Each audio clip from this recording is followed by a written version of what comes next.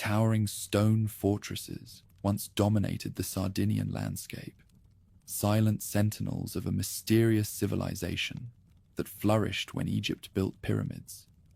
The Nuragic people constructed thousands of these distinctive circular towers, engineering marvels built without mortar, yet standing millennia later.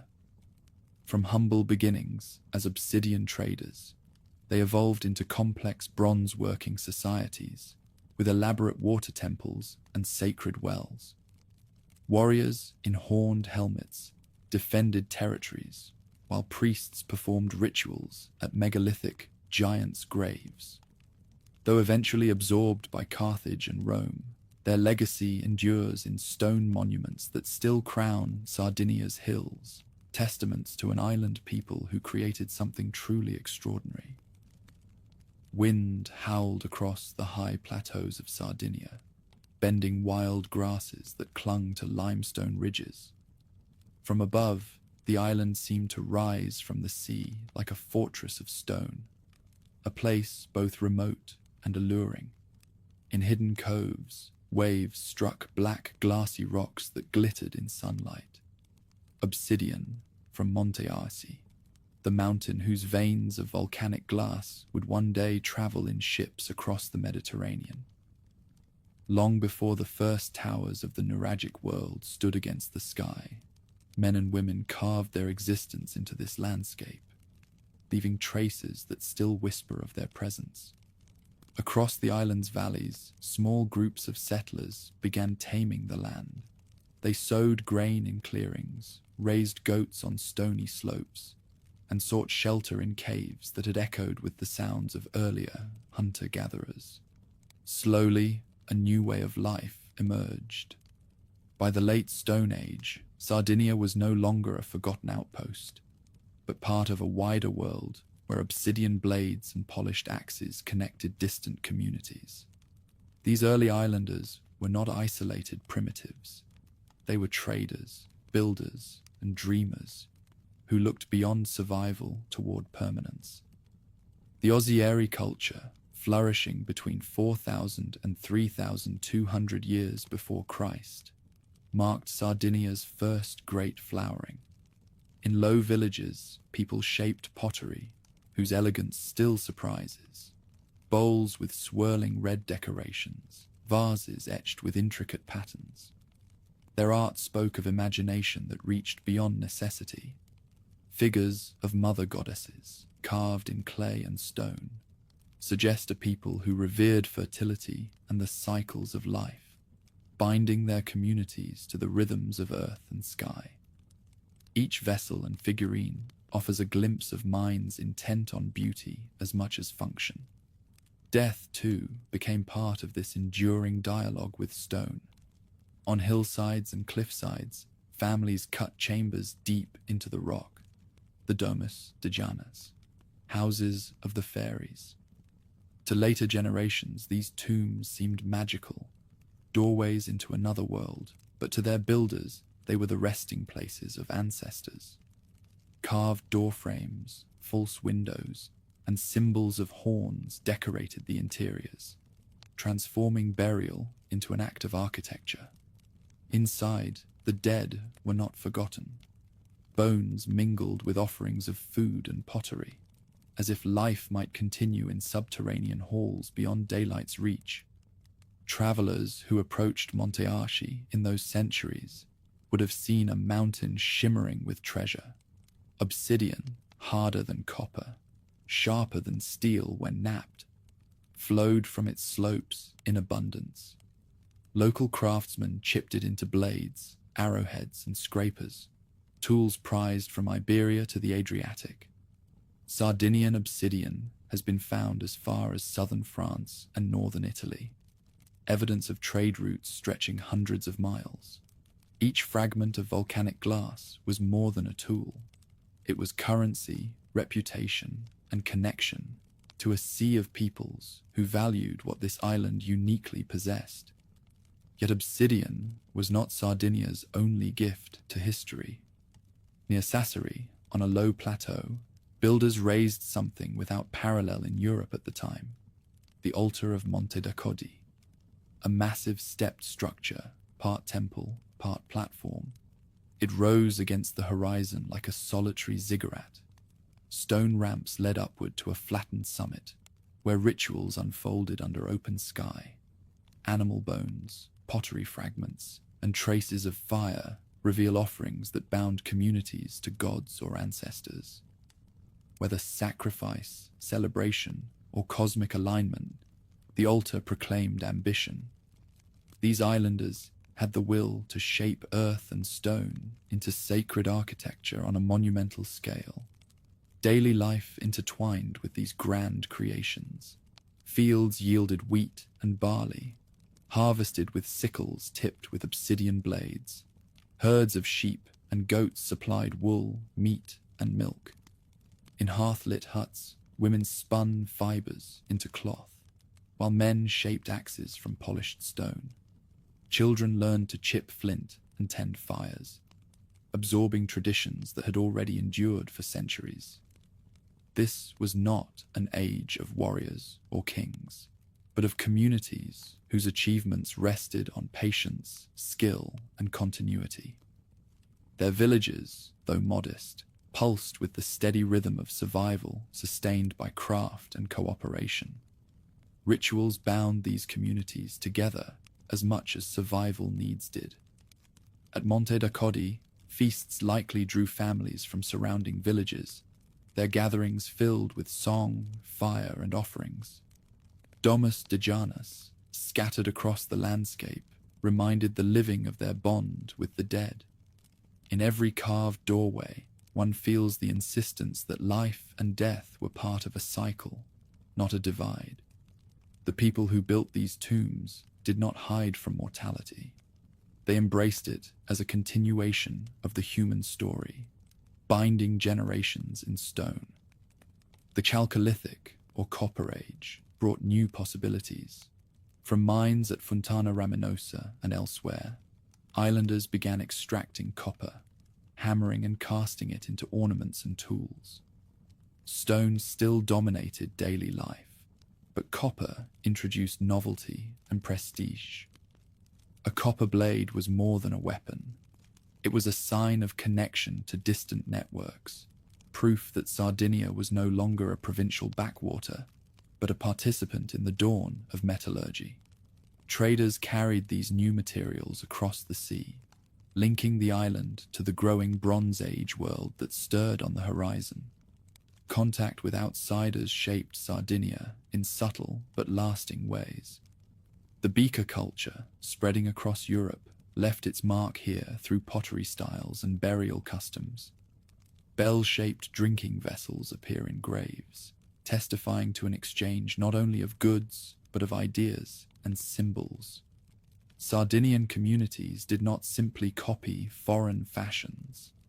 They blended them with local traditions, weaving external influences into the tapestry of their own identity. Even before the rise of the Nuragic towers, the island's people showed a capacity for adaptation that would define their future. Still, behind trade and ritual lay the land itself, stern yet generous. Mountains provided refuge, forests supplied timber, and rivers watered fields that yielded grain enough for clustered villages. But Sardinia was never an easy place to tame. Rocky soils and sudden droughts forced resilience. Communities learned to work with the land's rhythms rather than against them, building a culture both practical and enduring. Each altar stone, each obsidian blade, each carved tomb embodied this balance between hardship and achievement. By the close of the 3rd millennium before Christ, Sardinia stood poised for transformation. Its people had mastered stone, harnessed copper, carved sanctuaries, and forged networks that reached across the sea. They honored their ancestors in tombs hewn from rock, and their gods on platforms that rose toward the heavens. They had turned isolation into opportunity, shaping an island into a place of significance in the prehistoric Mediterranean. What came next would surpass even these accomplishments. As towers of stone began rising from valleys and ridges, nuraghi that would dominate the landscape for centuries. The age of villages, tombs, and altars was drawing to a close. Ahead lay the world of monumental towers, bronze warriors, and far-reaching trade. But the foundations of that world lay firmly in these early centuries. Without the artistry of the Ozieri, the sacred landscapes of the Domus de Janus, the trade in Monte Arci obsidian, and the cosmic ambition of Monte Dacodi, the Nuragic civilization would never have risen. The stones already spoke. Soon they would sing in towers that touched the sky. A hammer struck copper against stone, and sparks leapt in the gloom of a cavern deep within Sardinia's rugged hills. The metallic ring echoed down tunnels where miners had carved into veins of bright ore, their lamps flickering in the stale air. Outside, sunlight bathed slopes where herders guided flocks across rocky pastures, unaware that these early blows of copper against anvil would change the island forever. The Bronze Age was dawning, and Sardinia stood ready to join a new chapter of human history. Around 1800 years before Christ, the old world of stone tools began to yield to one shaped by metal. Obsidian still glimmered in workshops and tombs, but its supremacy was ending. Copper, drawn from the earth, hammered into form, and alloyed with tin, gave rise to a material stronger, sharper, and more enduring than any stone blade. In villages scattered across valleys and ridges, men experimented with casting, pouring molten copper into molds of clay. The hiss of cooling metal marked the birth of a technology that would transform not only tools and weapons, but the very structure of society. This transformation found its first expression in the Bonanaro culture, which flourished between 1800 and 1600 before Christ. Archaeologists see it as the bridge between Neolithic villagers and the Nuragic builders who would follow. Bonanaro communities left behind pottery, plain in decoration, but solid in form, a contrast to the ornate ceramics of their Ozieri ancestors. Yet what they lacked in artistry, they made up for in sturdiness, echoing a society that prized durability and function over flourish. Their settlements, clusters of circular huts, already hinted at the architectural patterns that would define the Nuragic age. Life in these early Bronze Age villages revolved around kinship groups.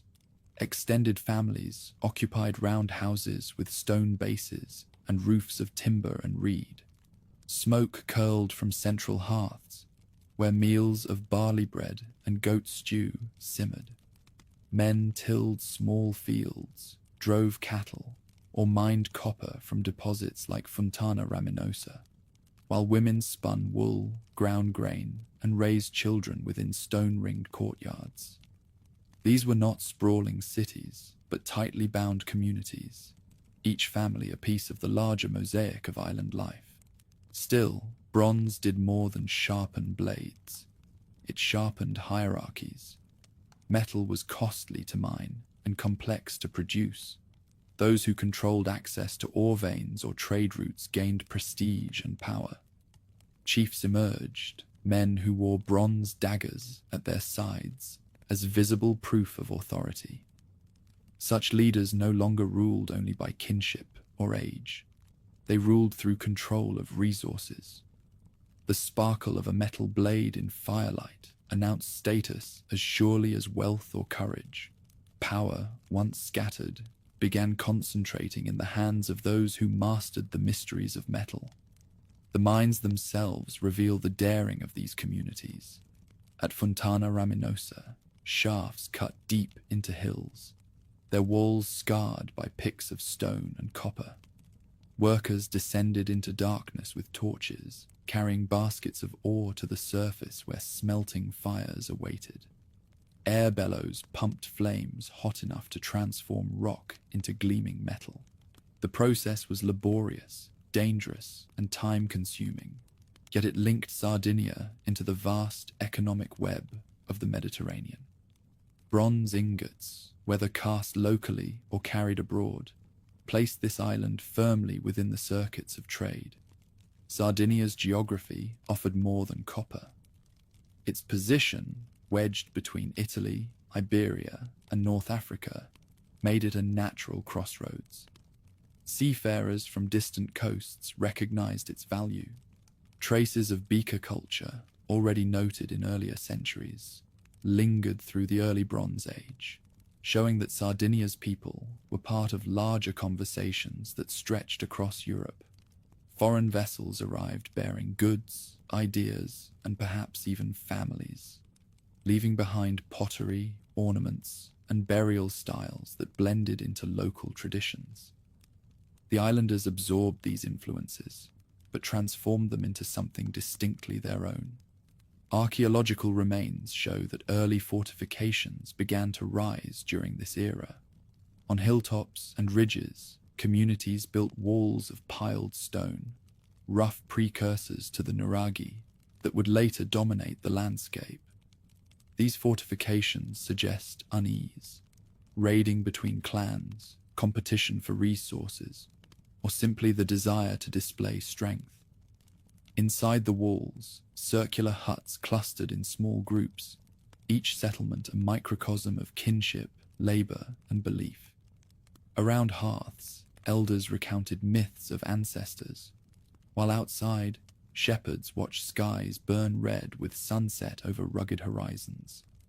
The sea remained both barrier and bridge. Sardinia's coasts offered harbors for traders, who carried obsidian, metals, and crafted goods across waters that connected islands and continents. From Iberia to the Tyrrhenian, seafarers sought what Sardinia could provide. In return, they left fragments of their own cultures, pottery from distant lands, tools fashioned in foreign styles, and stories that mingled with local traditions. For the Bonanaro villagers, such contact confirmed that their world was part of a wider drama playing out across Bronze Age Europe. Weapons forged in copper and early bronze altered how disputes were settled. A polished dagger or axe blade carried both practical and symbolic weight. Clashes between clans could now end more swiftly and more decisively. Warriors who wielded metal gained reputations that carried across valleys, yet alongside violence came alliance. Marriages sealed between families, feasts shared beneath the stars, and oaths sworn over hearths ensured that conflict did not consume entirely the fragile balance of island life. The cycle of rivalry and reconciliation shaped communities as much as trade and technology. The Bonanaro culture also left behind collective tombs. Some reused older megalithic structures, while others carved new chambered graves. In these resting places, the dead lay with ornaments of bronze, beads, and simple vessels. Their burials reflect continuity with Neolithic traditions, but also change.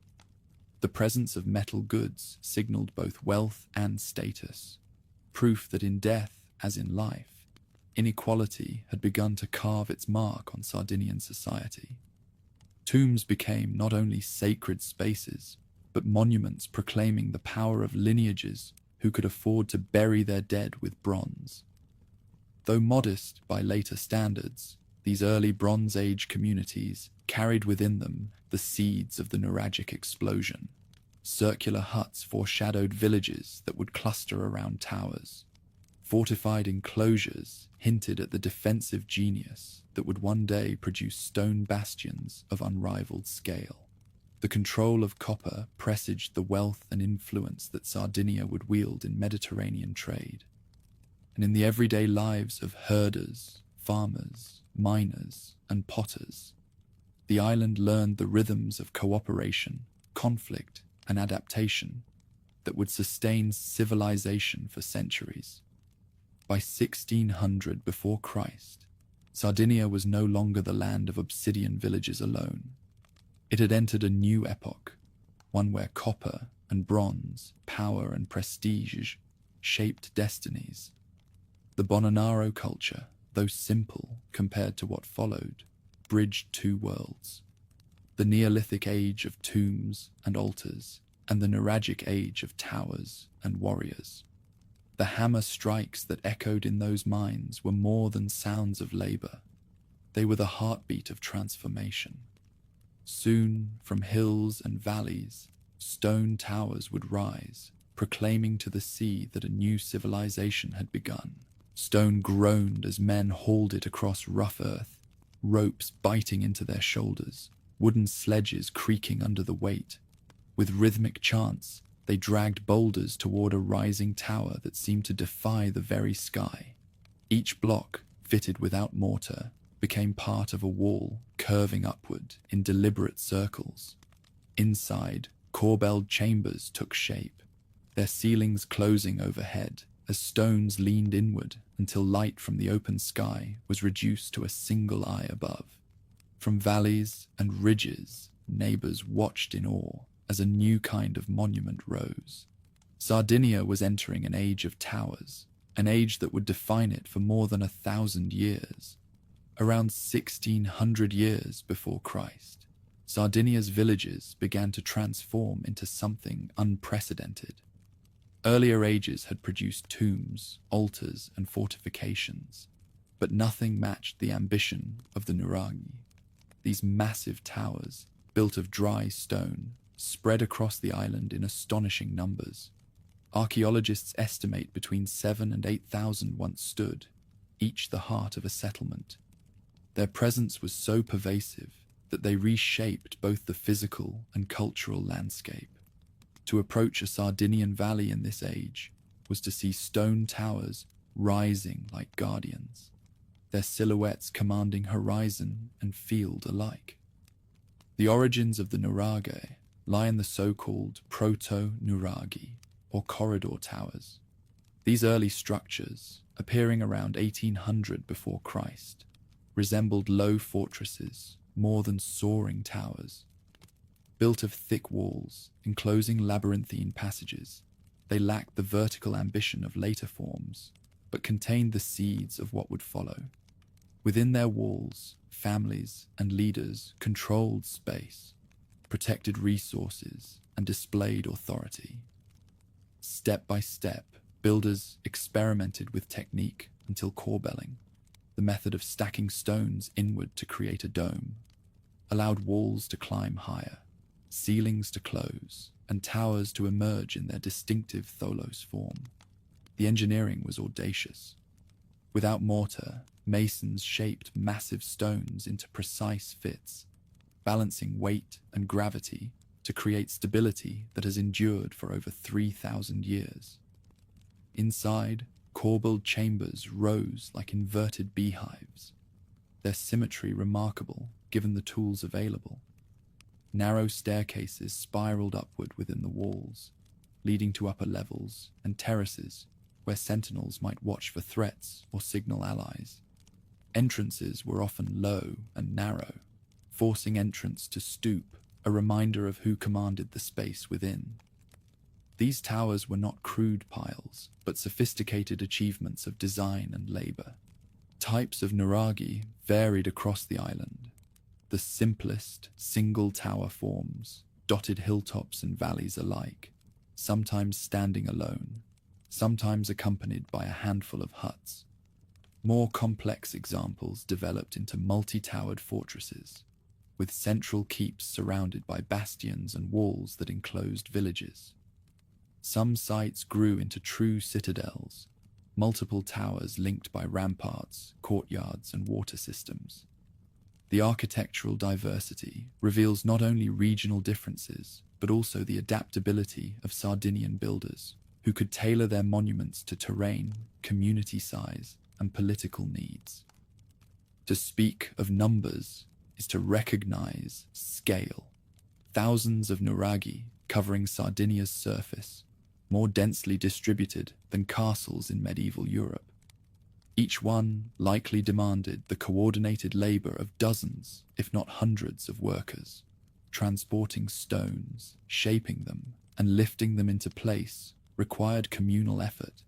Such construction projects bound villages together, turning architectural ambition into social cohesion. The towers were not merely defensive, they were statements that a community possessed the strength to command resources, labor, and vision. To build a nuraghe was to proclaim identity. Socially, the nuraghe functioned as more than fortresses. They served as centers of authority, where chiefs asserted dominance over surrounding lands. Within their chambers, decisions were made, alliances forged, and rituals performed. Their height and visibility gave them symbolic power. A tower on the horizon reminded everyone who controlled the valley. At the same time, their defensibility cannot be ignored. Narrow corridors, thick walls, and elevated terraces allowed defenders to repel enemies, whether rival clans or foreign raiders. The dual role of symbol and stronghold made the nuraghe central to both daily life and collective imagination. Settlements clustered around these towers. Circular huts of stone and timber formed rings or neighborhoods, their arrangement often oriented toward the looming central structure. Life revolved around agriculture, herding, and metallurgy, but always within sight of the tower that embodied communal unity. From the first light of dawn until evening's close, villagers lived under the gaze of stone guardians.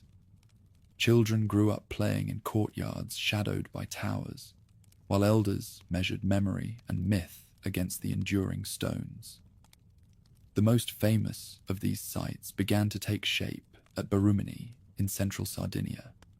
Known as Su Nuraxi, this complex would eventually expand into a fortress of staggering size, with a central tower over 18 meters tall, surrounded by 4 corner towers and encircled by defensive walls. In its earliest form, it was already a marvel, a central Tholos tower whose presence commanded the surrounding plain. Centuries of expansion would transform it into one of the Mediterranean's great prehistoric monuments. But even at its birth, it demonstrated the scale of ambition Sardinian builders could achieve. The rise of nuraghe reshaped social geography. Where earlier villages were scattered, now territories began to center on towers.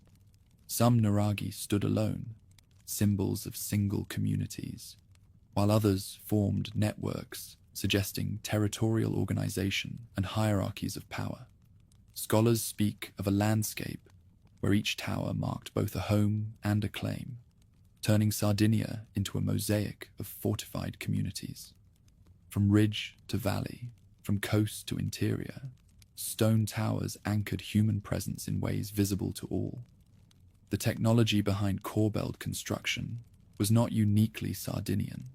Similar methods appear in Mycenaean Tholos tombs, but nowhere else were they applied at such scale or number. Sardinian builders adapted and extended the technique, creating monuments of singular identity. Their achievement testifies to both ingenuity and stubborn will, for each tower required not only knowledge, but endurance, as generations maintained and expanded them. The fact that thousands still stand today, weathered but unbowed, is proof of their remarkable construction. What drove communities to such effort? Defense against rivals, prestige in competition, sacred symbolism, likely all. The nuraghe embodied many functions at once. Their commanding views provided security, but their prominence also spoke of status. They may have served as markers of lineage, seats of leadership, or even sanctuaries where ritual met politics. In this way, they were not only buildings, but embodiments of social identity. To belong to a community with a nuraghe was to be part of something greater than the individual. The Middle Bronze Age thus witnessed a profound transformation. Sardinia, once defined by tombs and altars, now defined itself through towers. The landscape became monumentalized, every valley echoing with the presence of stone. These nuraghe did not arise in isolation, but as part of a broader shift. from egalitarian villages to stratified communities, from scattered hamlets to organized territories, from simple shelters to architectural marvels that still astonish. Each tower was both a house of stone and a house of power. As the sun set over fields of barley and pastures dotted with sheep, the towers glowed red in the fading light. Their shadows stretched long across the land, uniting earth and sky in silent testimony. They were more than watchtowers. They were promises. Around them, villages would grow, rituals would deepen, and networks of trade and alliance would spread. The Nuragi announced that Sardinia had entered a new epoch, not fleeting, but monumental. In stone, the island had found its enduring voice. Smoke curled into the sky above stone towers, drifting from the hearths of huts clustered around their bases. Sheep bleated in nearby fields. Goats picked their way across rocky slopes, and the steady thud of hammers on bronze echoed from shaded workshops. The Nuragic world is often remembered for its towers, but its true heartbeat lay in the lives of the villagers who built, sustained, and guarded them. To step into one of these settlements was to enter a world where stone, fire, and earth combined in a rhythm as old as the island itself. The villages spread outward from the Nuragi, like rings around a fire. Low, circular houses formed clusters linked by narrow alleys, their walls built of local stone, their roofs woven from timber and reeds. Each hut held a hearth at its center, the heart of domestic life. Here families gathered at day's end, eating bread baked from barley or wheat ground on hand mills. In winter, fires crackled against the chill. In summer, doors stood open to let breezes chase away smoke. These homes, humble in size but enduring in design, were the stage on which daily life unfolded. Fields lay beyond the huts, divided into plots where families grew grain, legumes, and grapes. Barley and wheat fed the population, their cycles of sowing and harvest structuring the year. Lentils, peas, and beans added sustenance, while vines produced grapes that could be eaten fresh or fermented into wine for feasting. Harvest time was both labor and celebration, a season when communities gathered to cut grain, thresh it on flat rock surfaces, and store it in communal silos. The fertility of fields was a matter of survival, and every mouthful of bread testified to the labor of many hands. Animal husbandry was no less vital. Sheep and goats roamed the hills, providing wool, milk, and meat. Their bleating herds became the soundtrack of the countryside. Cattle, larger and rarer, supplied both labor and prestige, their strength pulling plows through rocky soils. Pigs rooted in oak groves and village edges, their meat filling storehouses and providing fat for cooking. Animals were wealth as much as sustenance, tokens of status and bargaining tools in marriage and alliance. Festivals often culminated in shared slaughter and feasting, reinforcing bonds through the act of eating together. Metal gave the Nuragic world its distinctive edge. In village workshops, bronze workers tended furnaces that roared with bellows, their fires hot enough to melt copper and tin. Molds of clay or stone shaped the molten mixture into tools, ornaments, and weapons. The hiss of cooling bronze marked the moment when raw materials became objects of use or prestige. A new sickle meant more efficient harvests. A new dagger marked its owner as a man of influence. Metallurgy was both craft and spectacle, drawing eyes to the glowing fires that seemed to harness lightning itself. Pottery remained an everyday necessity. Women shaped clay into jars, bowls, and storage vessels, decorating them with patterns both simple and elaborate. In kitchens, these pots simmered stews of lentils and goat meat. In storerooms, they held grain, wine, and oil. Textiles, too, emerged from domestic labor. Wool from sheep became yarn, spun on simple spindles, then woven on vertical looms into cloth for garments and blankets. These tasks, though repetitive, carried artistry.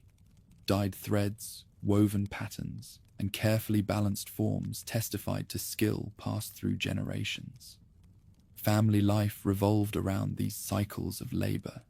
Children grew into roles early, learning to herd goats or spin wool long before adulthood.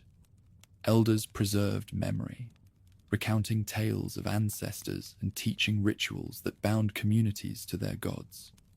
Women commanded the hearth, spinning, weaving, cooking, and tending children, while also managing the rhythms of planting and storage. Men often spent days in fields or mines, or tending the fires of the forge. Yet in times of harvest, construction, or war, all joined together in collective effort.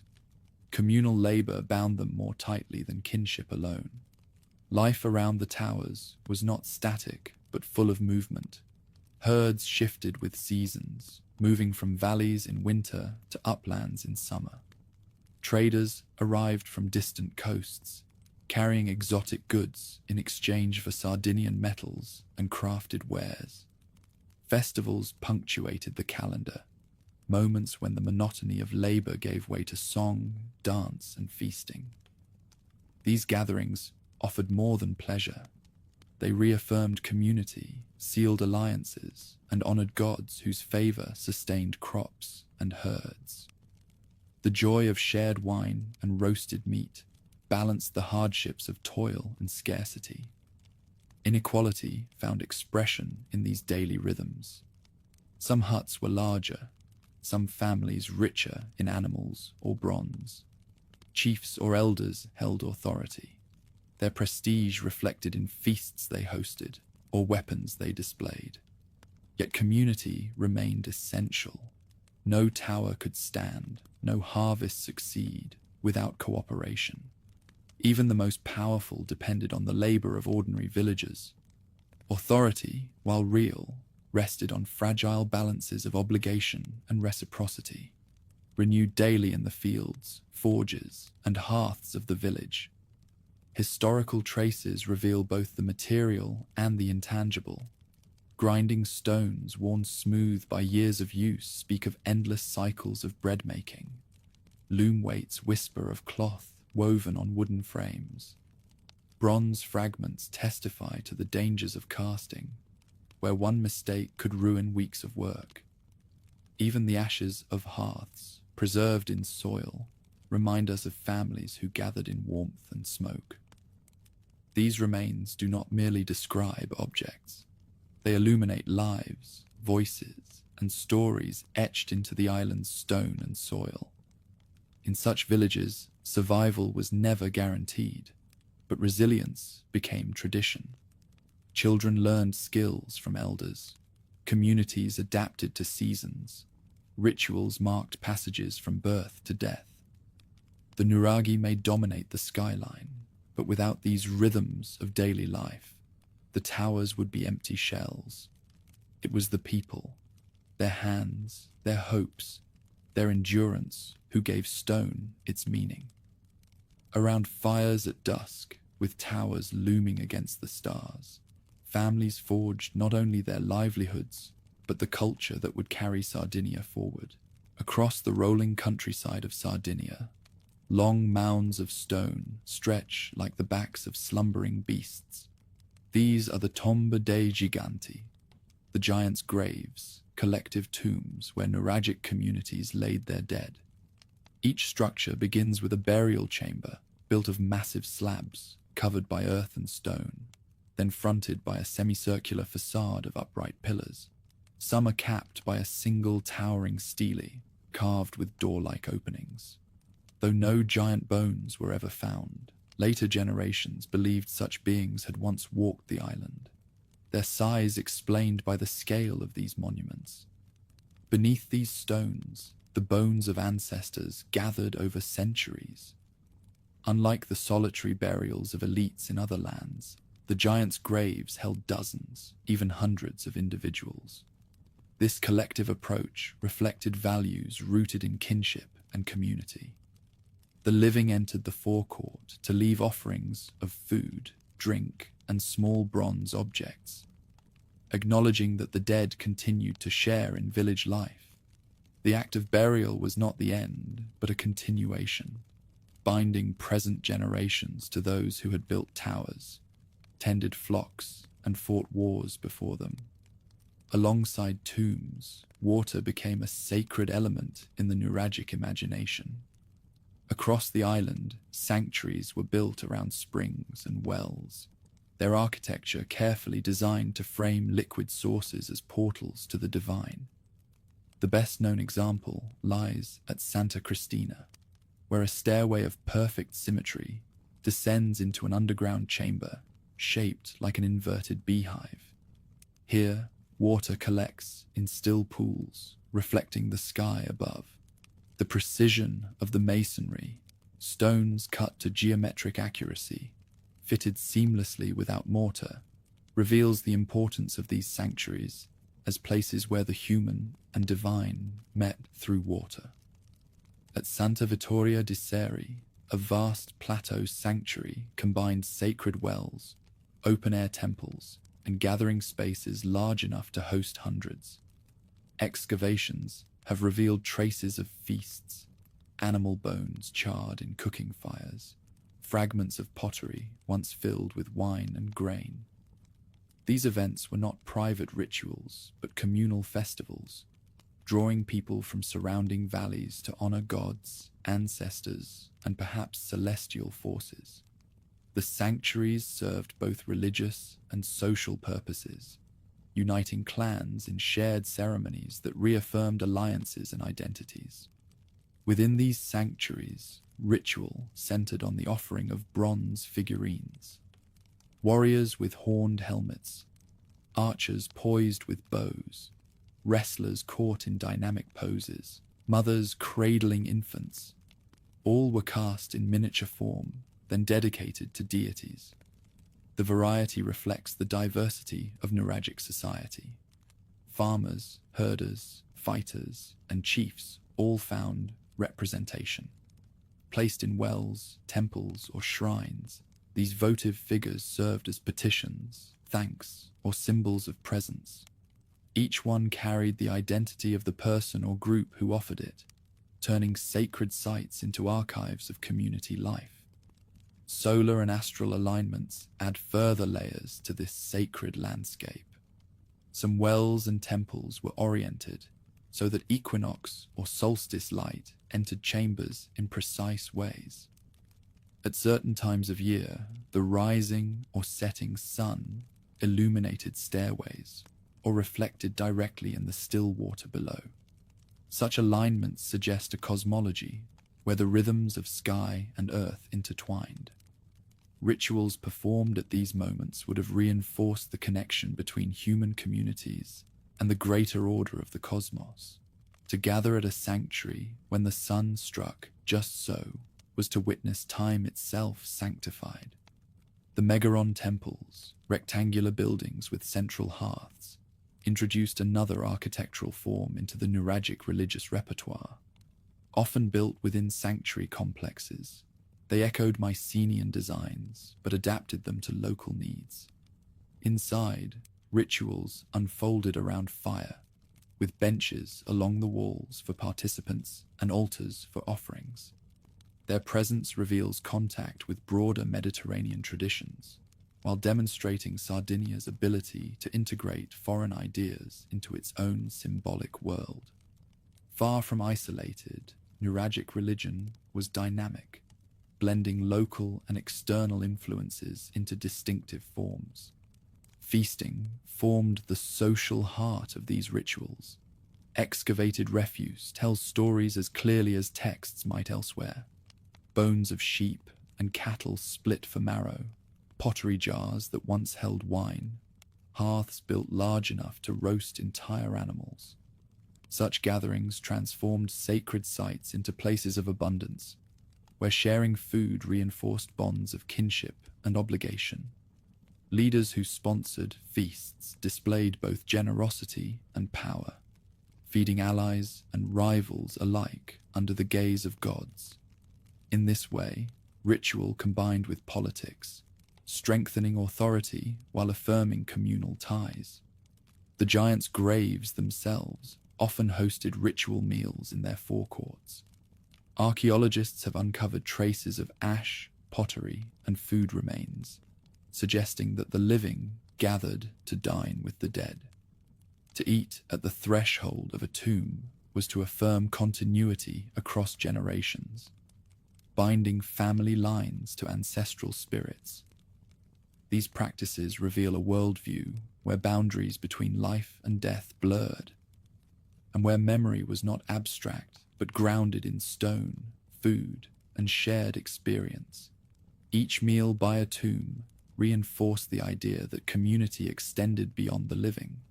Across the island, sacred landscapes created a web of meaning. Tombs dotted hillsides, sanctuaries clustered near springs, and temples crowned plateaus.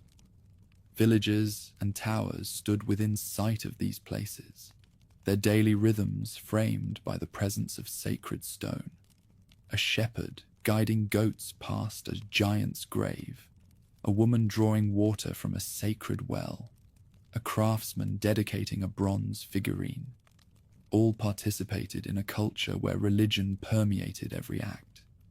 The sacred was not confined to special times or spaces. It was woven into life itself. Ritual also provided a means of resolving conflict. Pilgrimage-like gatherings at sanctuaries allowed clans from different valleys to meet under divine sanction. Here disputes could be settled, marriages arranged, and alliances forged. The authority of gods lent weight to agreements, while the presence of the wider community enforced them. The sanctuaries thus became not only religious centers, but also arenas of diplomacy, places where spiritual and political life converged. In this way, faith underpinned the stability of Nuragic society. The symbolism of horned helmets, seen in bronze figurines, likely carried religious significance as well. Horns, echoing cattle and rams, linked warriors to fertility and strength. To wear such a helmet in ritual or battle was to embody sacred power. The repetition of this motif in offerings suggests that martial identity and religious symbolism were deeply intertwined. Warfare, fertility, and divinity merged in a single image, reinforcing the idea that every aspect of life participated in a sacred order. Through these practices, the Nuragic world created a spiritual geography as enduring as its towers. Tombs preserved the ancestors, wells honored the power of water, temples aligned with stars, and sanctuaries hosted feasts that joined community and cosmos. Religion was not a separate domain, but the framework within which all life unfolded. Stone and sky, fire and water, feast and death, all carried meaning, all reinforced bonds that sustained villages and clans. The sacred landscape was therefore not static, but alive with voices and footsteps. Each ritual renewed connections across generations. Each offering carried the hopes of families. Each feast affirmed the unity of a people. To walk through Sardinia during this age was to encounter monuments that spoke of belief and belonging at every turn.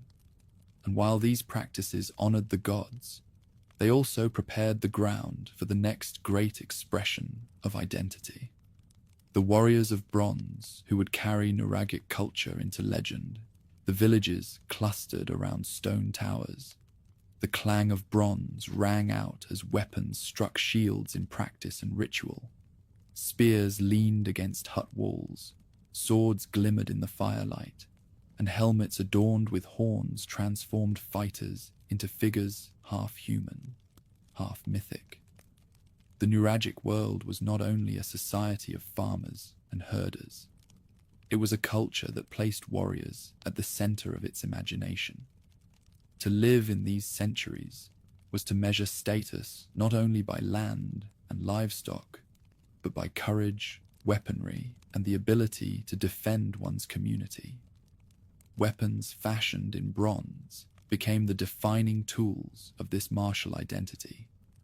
Spears, with socketed bronze heads fixed to long wooden shafts, served both hunting and warfare. They allowed warriors to keep enemies at a distance or strike from behind walls.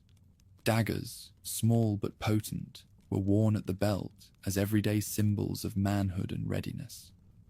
Shields of wood and hide, sometimes reinforced with bronze fittings, turned aside blows and arrows.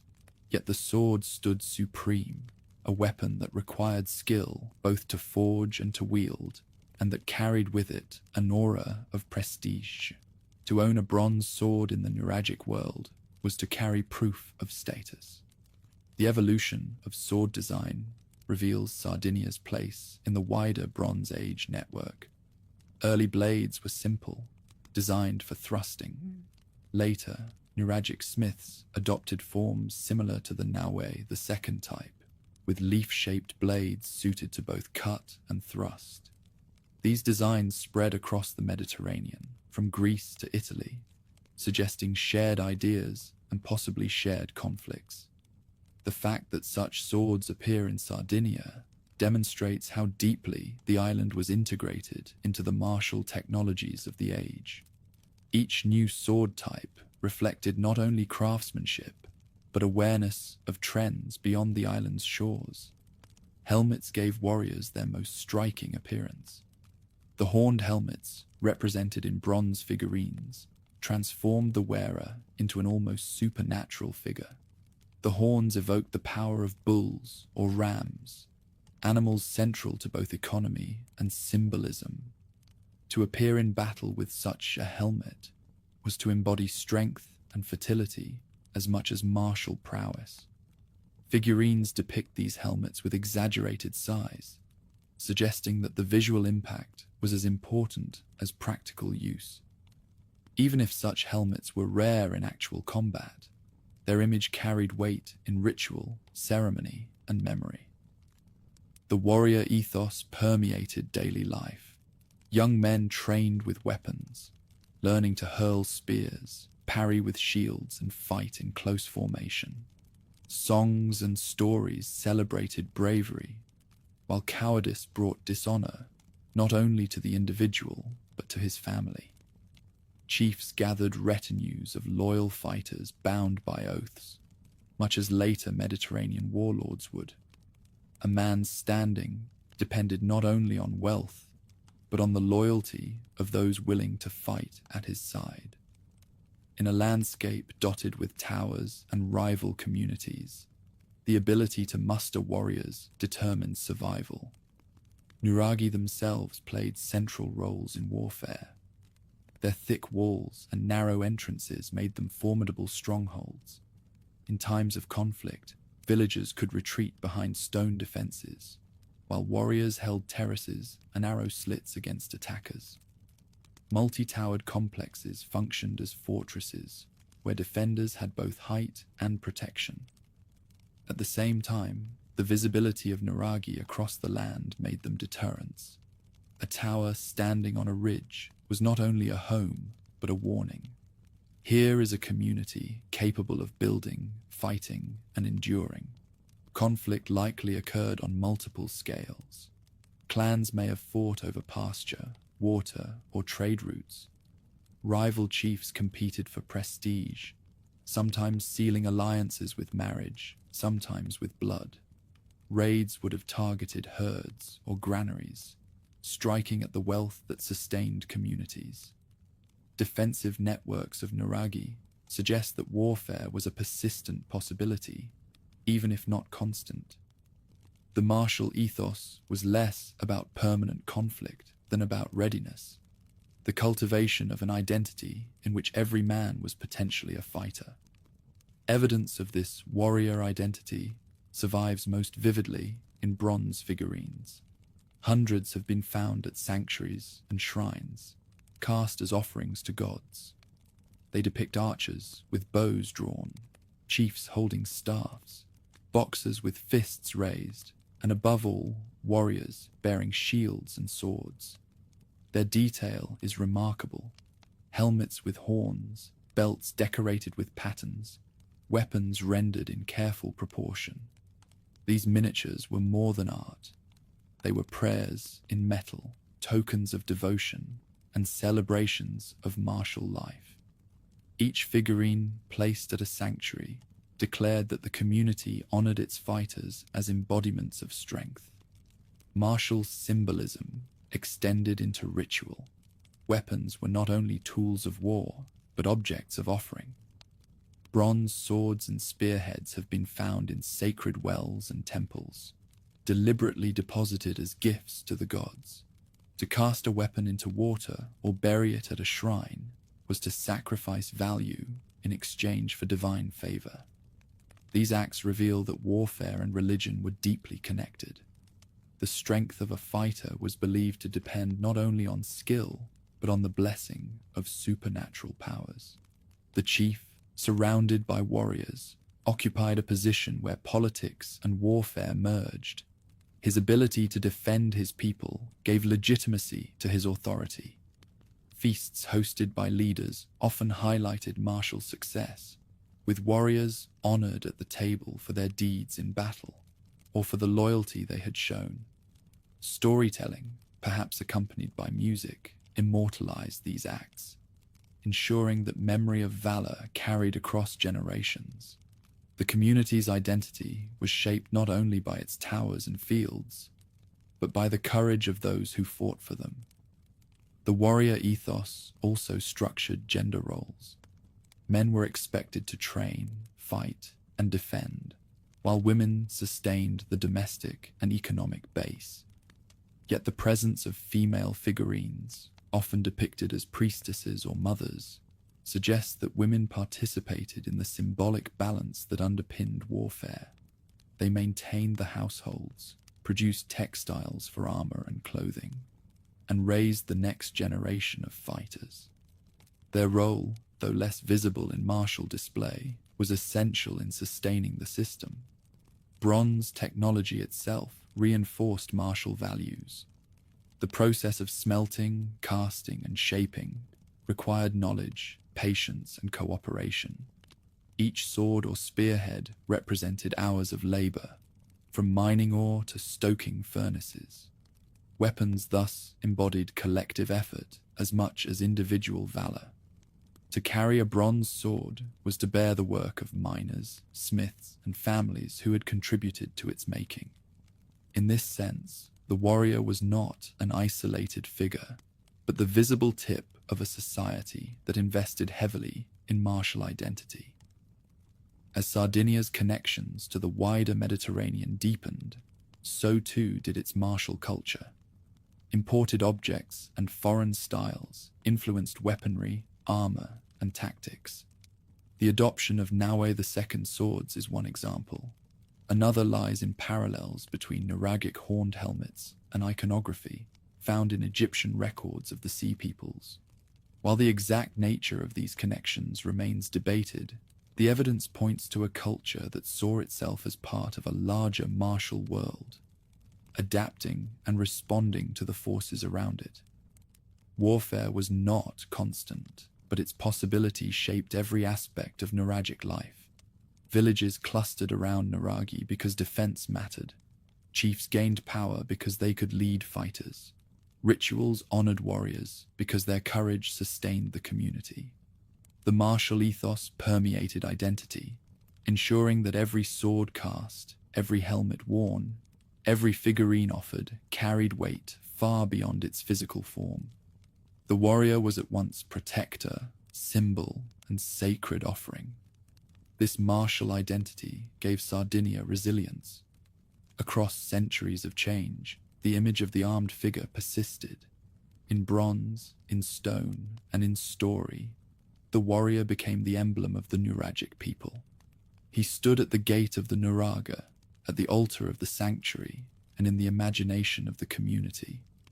More than a fighter, he was a statement that this island was strong, united, and enduring. Soon, these same warriors would turn their gaze outward, taking to the sea where Sardinia's strength would meet the wider world. Winds pressed against the sails of small but sturdy vessels as they left Sardinia's harbours, carrying men who knew the moods of the Tyrrhenian Sea. Nets dried on beaches, oxhide-shaped ingots gleamed in cargo holds, and amphorae rattled as waves struck the hulls. These journeys were more than commerce. They were lifelines linking the island's towers to distant shores. The Nuragic world, so rooted in stone and soil, was equally a world of salt and water. From these coasts, Sardinia reached out to the Mediterranean, and the Mediterranean reached back.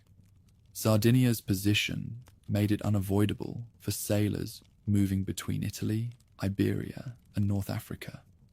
Harbours tucked into coves gave safe refuge, while mountains visible from far out at sea offered landmarks for navigation.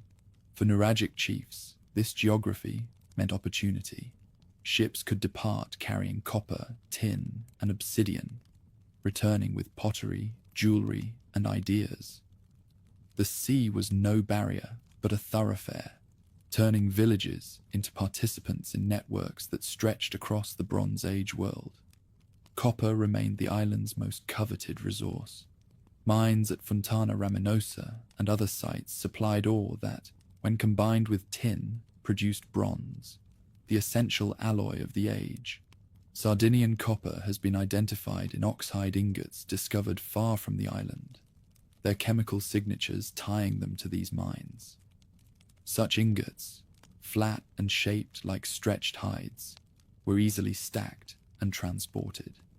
Their presence in shipwrecks and foreign ports shows that Sardinia was no isolated community, but a significant player in the commerce that fueled Bronze Age economies. Obsidian, though less dominant than in earlier millennia, continued to travel in these networks, its glossy black edges still cut with unmatched sharpness, making it useful for tools and rituals alike. Sardinian obsidian has been found in sites along the Italian peninsula and beyond, showing that this older trade remained valuable even as bronze defined the new era. Alongside metals, Nuragic craftsmen exported finely made goods, bronze figurines, decorated ceramics, and tools that carried the island's identity into foreign households and shrines. Contacts with the wider Mediterranean are visible in imported artifacts. At the site of Antigori in southern Sardinia, archaeologists uncovered Mycenaean pottery mingled with local wares. These vessels, brought from Greece, testify to direct or indirect contact with the Aegean world. Mycenaean traders, perhaps seeking metals, found Sardinia a willing partner. In exchange, they offered goods whose foreign styles became prized possessions in Nuragic villages. Such finds reveal a dialogue of cultures, each borrowing from the other while retaining distinct traditions. Cypriot and Levantine links are also suggested by fragments of ceramics and metallurgical techniques. The art of bronze casting shows parallels with Eastern practices, indicating that knowledge as well as material traveled along these routes. Ships leaving Sardinia did not simply return with goods. They carried new methods, fashions, and ideas. The island, though distant from the great palaces of the East, absorbed and adapted innovations brought by sailors who touched its shores. The Egyptian records add a tantalizing dimension. In inscriptions and reliefs, pharaohs described attacks by the Sea Peoples, confederations of warriors who struck across the eastern Mediterranean around the 12th century before Christ. Among the names listed appear the Shardana, depicted with horned helmets and round shields, weapons familiar from Nuragic figurines. Some scholars argue that these Shardana were Sardinians, seafarers who joined the great upheavals that toppled empires. Others caution that the name may have broader meanings, or that mercenaries from Sardinia served in foreign armies without representing the island as a whole. Whatever the truth, the resemblance remains striking, and the possibility ties Sardinia to one of the most dramatic episodes of the Bronze Age. Theories about Nuragic participation in these movements vary. One view holds that Sardinian warriors, renowned for skill and daring, joined coalitions that raided and settled in distant lands. Another suggests that only a fraction left, while most communities continued their lives around nuraghi and fields. Yet even the cautious interpretations accept that Sardinia's reputation had spread widely, far enough that Egyptian scribes knew of fighters with horned helmets. Whether as allies, mercenaries, or invaders, Sardinian seafarers left impressions beyond their shores. Seafaring was not only about warfare or long-distance raids.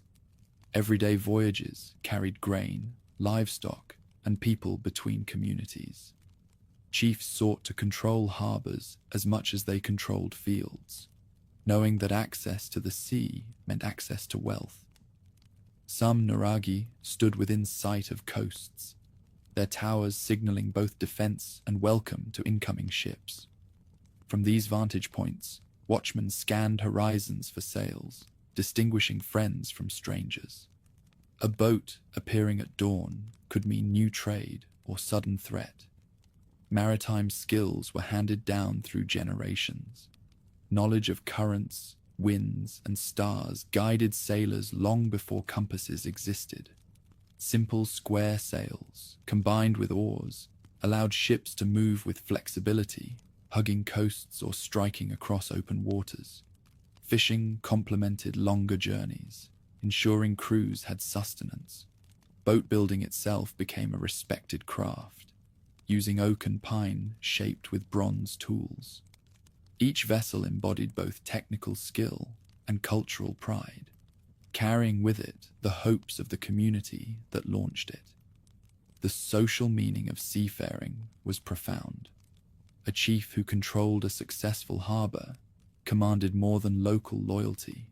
He held a gateway to the wider world. Foreign goods enhanced prestige. An imported jar or ornament displayed in a feast proclaimed connections far beyond the village. Warriors who had traveled abroad returned with stories of distant lands, enriching the oral traditions that bound communities. Maritime contact thus shaped identity, giving Nuragic society a confidence that came from being part of larger currents. Yet the sea also brought danger. Foreign powers coveted Sardinia's resources, and maritime wealth invited rivalry. Encounters with Etruscans, Phoenicians, and Greeks would later intensify this tension. But even in the Bronze Age, the possibility of piracy and skirmish was real. Harbors could as easily host raiders as traders, and villages near the coast remained vigilant. The dual nature of the sea, as opportunity and threat, defined Sardinia's maritime world. Archaeological traces reinforce this complexity. Bronze models of ships found among votive offerings reveal how deeply maritime life entered the spiritual realm. These miniatures, often detailed with oars and sails, were dedicated at sanctuaries, perhaps as prayers for safe voyages or thanks for successful journeys. To offer a ship in bronze was to acknowledge that the sea was not entirely under human control. Divine favor was sought for every departure and every return. In the broader Mediterranean, Sardinia's role was recognized through exchange and perhaps fear. Its metals fueled industries abroad, its warriors gained reputation, and its ships became familiar on trading routes. The island, though small compared to Egypt or Mycenae, stood out as a hub of resources and resilience. Its seafaring people balanced the demands of agriculture at home with the risks of voyaging abroad, weaving both land and sea into their identity. Nuragic Sardinia thus emerges not as an isolated culture, but as a maritime participant in a vast, interconnected world. Its towers watched over fields, but its ships carried the island's presence far beyond sight of shore. In the rhythm of waves and the creak of timbers lay both prosperity and peril. The same warriors who defended Nuragi on land steered vessels across waters, extending Sardinian influence into the Mediterranean currents of trade, conflict, and migration. From these journeys came wealth, reputation, and stories that shaped the generations to follow. And with seafaring established, Sardinia stood prepared for the next stage, a society of increasing complexity, where federations and power centers would redefine the balance of the island. Villages that once lived in the shadow of single towers began to find themselves bound together in larger webs of stone and allegiance. Where one Nurag had guarded a valley, now a chain of towers dotted ridges and plains, each one visible from the next, signaling strength across the horizon. Communities that had once acted alone were increasingly drawn into federations, collections of villages that recognized common chiefs and shared responsibilities. The island was shifting, not by sudden revolution, but through steady accumulation of bonds that turned scattered households into organized polities. In many valleys, one great nurag rose above the rest, a monumental keep surrounded by smaller towers that formed a constellation of stone. The largest structure served as the seat of authority, its walls thicker, its chambers grander, its commanding views wider. Around it, secondary nuragi marked the limits of territory, each one echoing the power of the central fortress. This pattern suggests not randomness, but planning, the work of leaders who wanted not only to defend their villages, but also to claim and organize land on a scale never seen before. The building of such complexes required more than enthusiasm. Dozens of men labored for weeks to drag blocks into place, while others harvested and stored grain to feed the workers. Cattle and sheep were slaughtered to sustain the effort. Women spun cloth to clothe the builders, and elders oversaw rituals to bless the project. Construction itself became a community act, uniting multiple households under the leadership of chiefs who could command both labor and loyalty. Each stone lifted into a wall was also a statement of political will. These emerging leaders were not kings in the sense of distant empires, but their power was real. They gathered tribute in livestock, grain, or crafted goods. They judged disputes between families and villages, their word backed by both custom and force. They led warriors in times of raid or defense, their horned helmets gleaming as they stood before their followers. In return, they were expected to provide feasts, to mediate between clans, and to honor the gods with offerings made in the name of the whole community. Authority was both privilege and burden, constantly renewed through action. Some scholars describe this system as cantonal, suggesting that Sardinia became divided into districts, each dominated by a major complex. Whether or not this term fully captures the reality, the archaeological record shows clear hierarchies. Great nuragi like Santu Antine or Losa dominated their regions, while smaller towers filled supporting roles. Lines of sight connected them, so that smoke, fire, or signal could pass quickly from one to another, warning of threat or summoning allies. Territory was no longer defined only by fields and flocks, but by networks of stone that bound communities together. The distribution of power also reshaped daily life. Families still tended goats and sheep, still sowed barley and wheat, still wove wool into cloth, but now their efforts contributed to larger systems. Grain might be collected for storage in great silos, ready to feed warriors or laborers on communal projects. Livestock could be driven to central feasts that reinforced the bonds between villages. Bronze objects, once exchanged in small circles, now circulated under the authority of chiefs who controlled trade routes and harbour access. The rhythms of life remained, but the scale had grown. Gatherings at major complexes became events of importance. Villages from surrounding hills converged on the central tower to attend feasts, resolve disputes, or prepare for collective defense. In courtyards and open spaces, warriors displayed their weapons, craftsmen showed their work, and priests oversaw rituals at shrines. These occasions allowed leaders to demonstrate their generosity and their ability to marshal resources.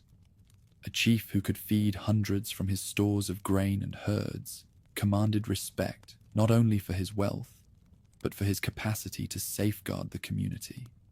The architecture itself tells of this increasing complexity.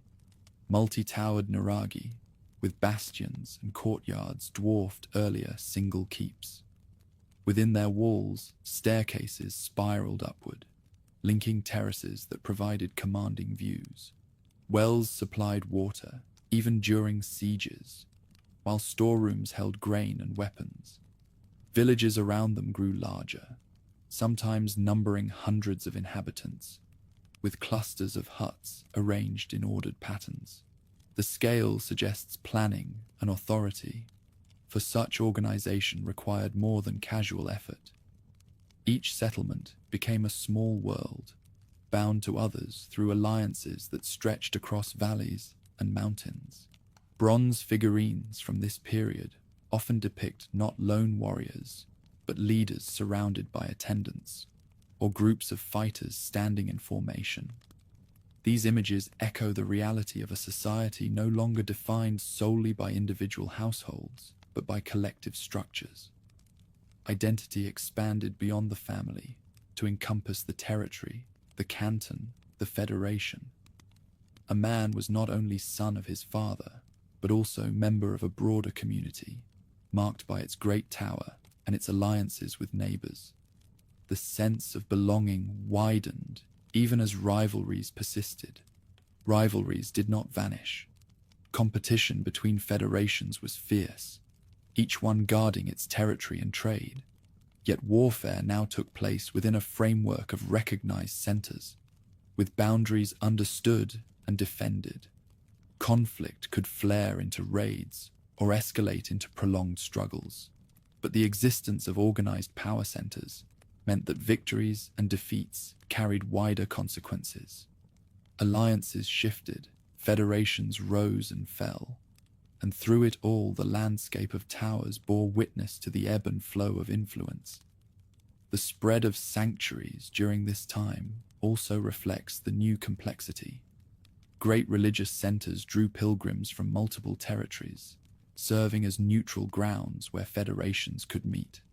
Here, bronze figurines were offered in abundance, and communal feasts reinforced ties that extended beyond local rivalries.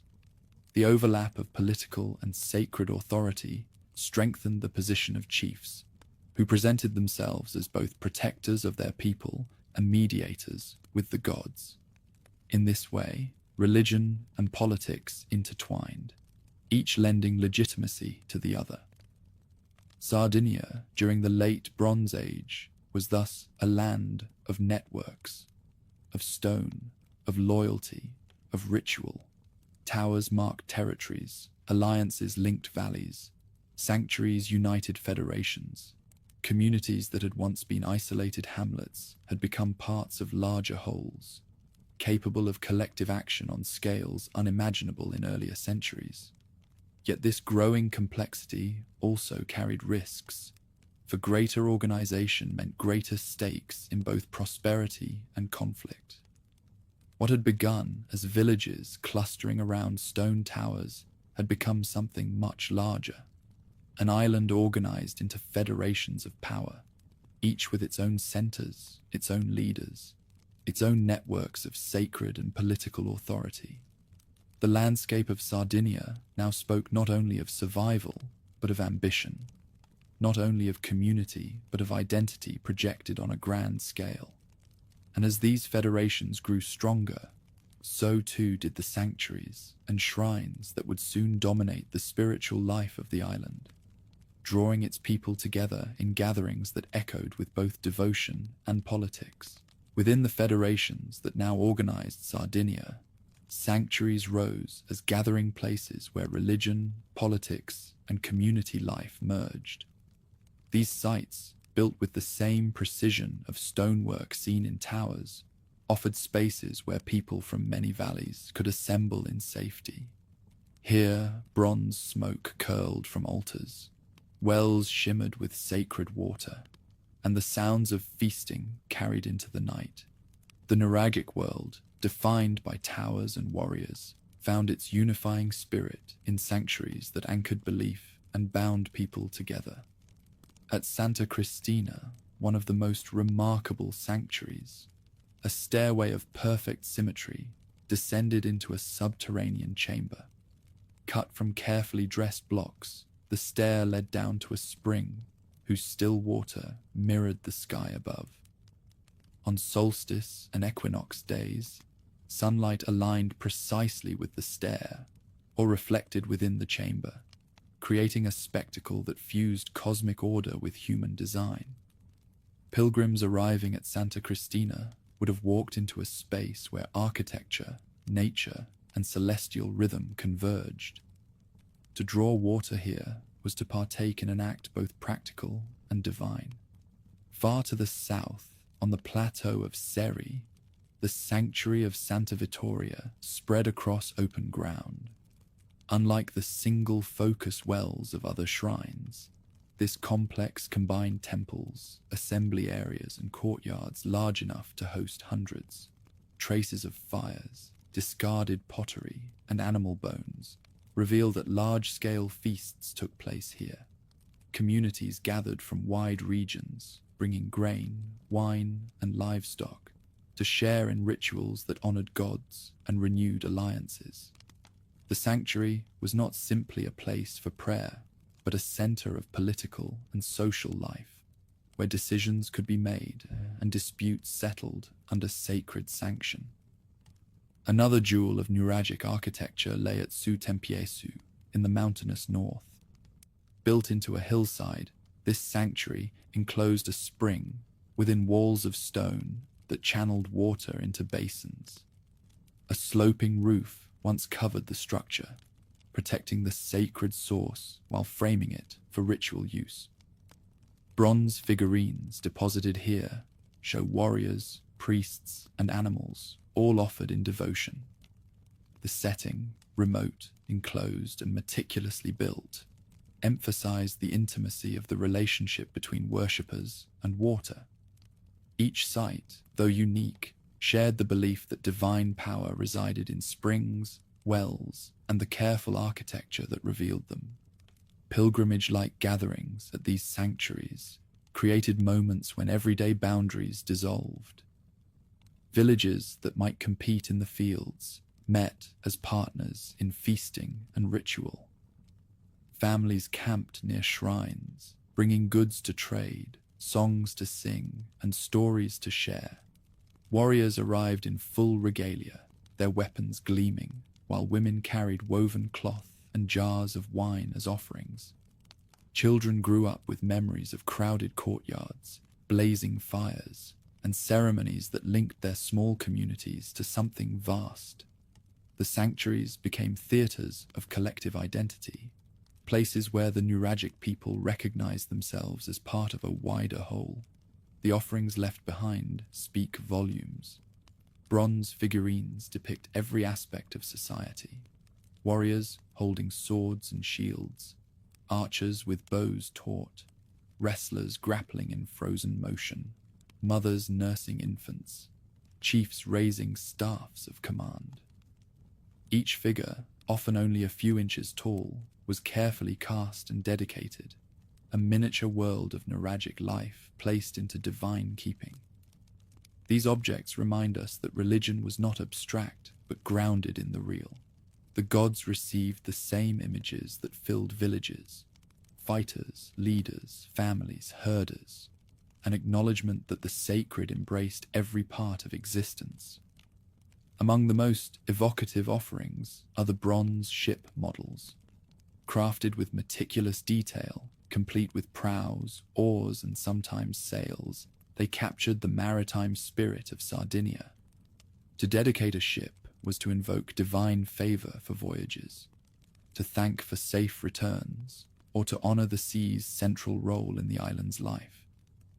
These models blur the line between practical and symbolic, standing as prayers in metal that acknowledge the risks and rewards of seafaring. In them, the Nuragic people declared that their horizons extended beyond fields and towers, reaching across waters that connected them to distant worlds. Feasting played as crucial a role as offerings. The remains of cattle bones, sheep skulls, and charred hearths show that sacrifices were followed by shared meals. Chiefs used these events to demonstrate generosity, feeding allies and rivals alike. Wine, whether local or imported, flowed in abundance, while music and dancing turned ritual into celebration. The act of eating together, under the gaze of sacred wells and temples, reinforced the bonds of kinship and alliance. These feasts transformed religion into lived experience, binding spiritual devotion with the pleasures of food, song, and community. The sanctuaries also functioned as stages for political negotiation. When federations gathered, leaders exchanged gifts, arranged marriages, and confirmed agreements in the presence of gods. By tying politics to sacred ritual, they gave weight to their promises. A treaty sealed at a sanctuary was more than a pact between chiefs. It was an oath witnessed by divine powers. This intertwining of the sacred and the political ensured that sanctuaries stood at the center of Sardinia's life, not only as places of worship, but as engines of social cohesion. Architecture reflected this dual role. Sacred wells combined geometric perfection with symbolic meaning, their stairways and chambers guiding worshippers into spaces where light, water, and stone converged. Megaron temples offered enclosed halls where fire rituals took place, while open courtyards accommodated crowds for feasts and assemblies. Each form served a function, and together they created complexes where divine presence and human activity could coexist. The stone itself, cut and fitted with skill, proclaimed the same mastery seen in towers, but here directed toward the service of gods and community rather than defense. The sanctuary's distribution across Sardinia created a network of sacred sites. Each region had its own center, yet all shared common forms and practices, uniting the island through parallel traditions. Pilgrims traveling to distant shrines carried news and stories, weaving Sardinia into a cultural fabric as cohesive as its stone towers. The sanctuaries gave the Nuragic people a sense of shared identity that transcended local rivalries. To stand before the well at Santa Cristina or the plateau at Seri was to know oneself as part of something greater.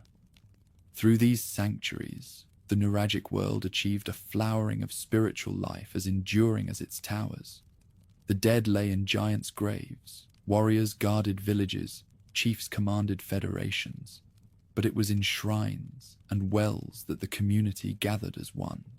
Here, bronze and stone met water and fire. Here, feasts sealed alliances. Here, ships were offered to unseen powers. The sanctuaries were not silent ruins, but living centers of devotion, diplomacy, and celebration. As these sacred places flourished, they prepared Sardinia for wider encounters. Foreign traders, arriving with pottery and goods, sometimes joined in the feasts. New ideas and objects flowed into shrines along with local offerings. The sanctuaries thus stood at the threshold between tradition and contact, mediating both the internal bonds of the Nuragic world and its growing ties to the Mediterranean. In their stones and offerings, we glimpse not only belief, but also the confidence of a people ready to face outsiders in both exchange and conflict. Sails rose on distant horizons, their silhouettes unlike the boats of Sardinia. Traders from other lands approached the island, drawn by its wealth in metals and its strategic harbors. For the Nuragic people, accustomed to life organized by towers and sanctuaries, these arrivals offered both opportunity and danger. Exchange brought wealth, but it also carried the possibility of rivalry and loss. The Bronze Age world was interconnected, and Sardinia, with its copper and skilled seafarers, stood firmly within its currents. Among the first consistent contacts were those with the Etruscan communities of the Italian peninsula. Etruscan ships crossed the Tyrrhenian, seeking metals to fuel their own workshops and to supply trade with the wider Mediterranean. Sardinian harbors became stopping points where copper and tin were exchanged for goods crafted in Italian workshops. Decorative bronzes, fine pottery, and ornaments flowed into Sardinia, where they became symbols of status in Nuragic villages. These exchanges created bonds of familiarity, though the competition for resources could just as easily turn neighbors into adversaries. Phoenician sailors, expert navigators from the Levant, also entered these waters. Their ships, larger and more sophisticated than many local vessels, carried purple-dyed textiles, glass beads, and exotic wares. To Nuragic chiefs, such goods were treasures that enhanced feasts and rituals. In return, the Phoenicians sought metals, livestock, and safe anchorages along Sardinia's coast. The encounters often began as trade, but tensions sometimes followed. Coastal communities had to decide whether visiting ships were welcome allies or dangerous rivals, and the line between guest and raider could be thin. Greek influence arrived in fragments at first, pottery from the Aegean found in Sardinian sites, echoes of myths that may have carried faint memories of voyages west. Mycenaean and later Greek traders recognized Sardinia's strategic position, a natural crossroads between east and west. In places like Antigori, fragments of Greek pottery reveal that exchange was more than occasional. Nuragic chiefs may have invited foreign sailors to feasts, sealing bonds with gifts of bronze in return for exotic ceramics and wine from distant vineyards. These interactions gave Sardinian society a taste of worlds beyond its shores. Bronze circulation tied Sardinia directly to the great networks of the age. Oxhide ingots, shaped like stretched hides, traveled in ships that linked Cyprus, Crete, and Italy. Chemical analysis of some ingots reveals Sardinian copper among them, proof that the island's resources were carried far afield. To hold one of these ingots was to grasp a token of global trade. A piece of Sardinia melted into the economy of distant kingdoms. Chiefs who controlled such trade gained power not only within their valleys, but across federations, their influence expanding with each shipment. Imported goods testify to the richness of these contacts. Mycenaean jars, Cypriot bronze tools, and Phoenician glass beads appear in Sardinian sites, often deposited in sanctuaries as offerings. Each object carried both practical and symbolic value. A Greek jar filled with wine could transform a feast, while a glass bead might adorn a chief's daughter, marking her as connected to foreign lands. When these items were placed before sacred wells or shrines, they became more than luxuries. They were acknowledgements that the gods themselves participated in the wider world. Conflict, however, was never far from commerce. Coastal raids occurred, whether by Nuragic seafarers seeking spoils or by outsiders testing local defenses. Some battles left traces in burned settlements or hurriedly abandoned stores. Nuragi near the coast doubled as watchtowers, signaling danger from the sea. Warships, swift and narrow, could turn merchants into raiders in an instant. In such an environment, Sardinia's warrior ethos found new expression. Defending harbors and controlling trade routes became as important as protecting fields and herds inland. Bronze working itself shows signs of shared knowledge. Techniques of casting and design in Sardinia reflect influences from abroad, while Sardinian styles also traveled outward.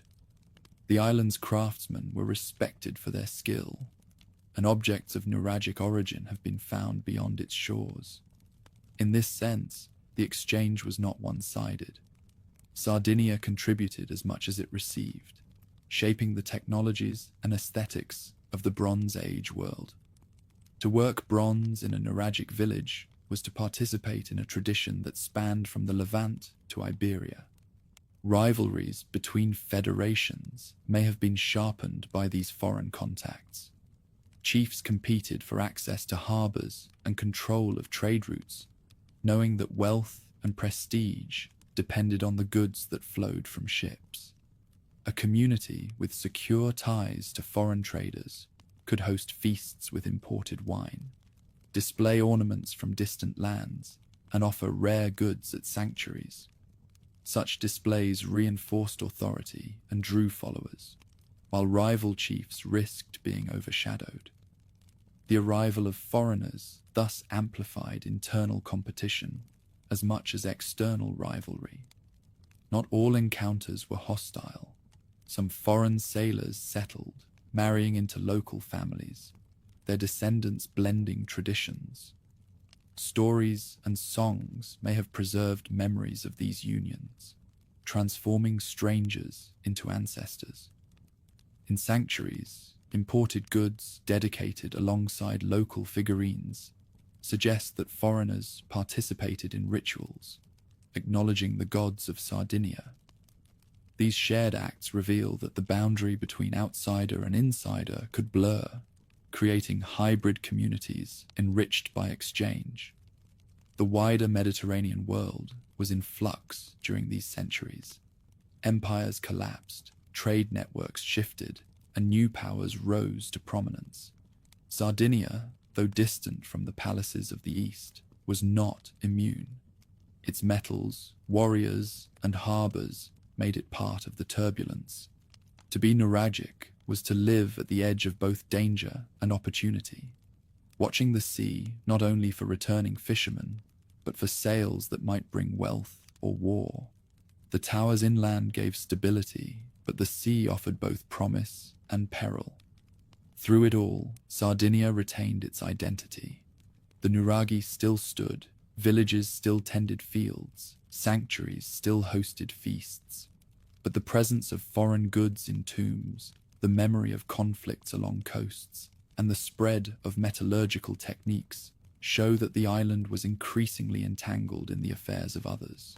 Its warriors defended, its craftsmen produced, its chiefs negotiated, all within a world where isolation was impossible. Sardinia's place in the Bronze Age was no longer that of a remote island. It had become a hub, a participant, a prize. As foreign sails came and went, the island grew more interconnected, more competitive, and more ambitious. Chiefs dreamed not only of guarding valleys, but of controlling routes and sanctuaries. Communities expanded their towers into vast complexes, seeking to match their political ambitions with monumental stone. In the generations that followed, these impulses would shape settlements of extraordinary scale, like Sunaraxi at Baramini and the sprawling fortress of Santu Antine. The age of contacts and conflicts had prepared Sardinia for the rise of its greatest centers. In the central plains of Sardinia, a tower rose taller than any built before. Block by block, stone was lifted into place until it stood 18 meters high, crowned by terraces that looked out across fields and ridges. Around it, 4 corner towers were added, then walls, then bastions, that turned the original keep into the heart of a fortress. Villages clustered outside these defenses, huts multiplying as generations expanded the settlement. This was Sunuraxi at Barumini, the most famous of Sardinia's neuralgic complexes, and one of the greatest monuments of the Bronze Age Mediterranean. The earliest builders at Barumini had raised a single tholos tower, massive in its own right, but over centuries their descendants expanded it into a citadel.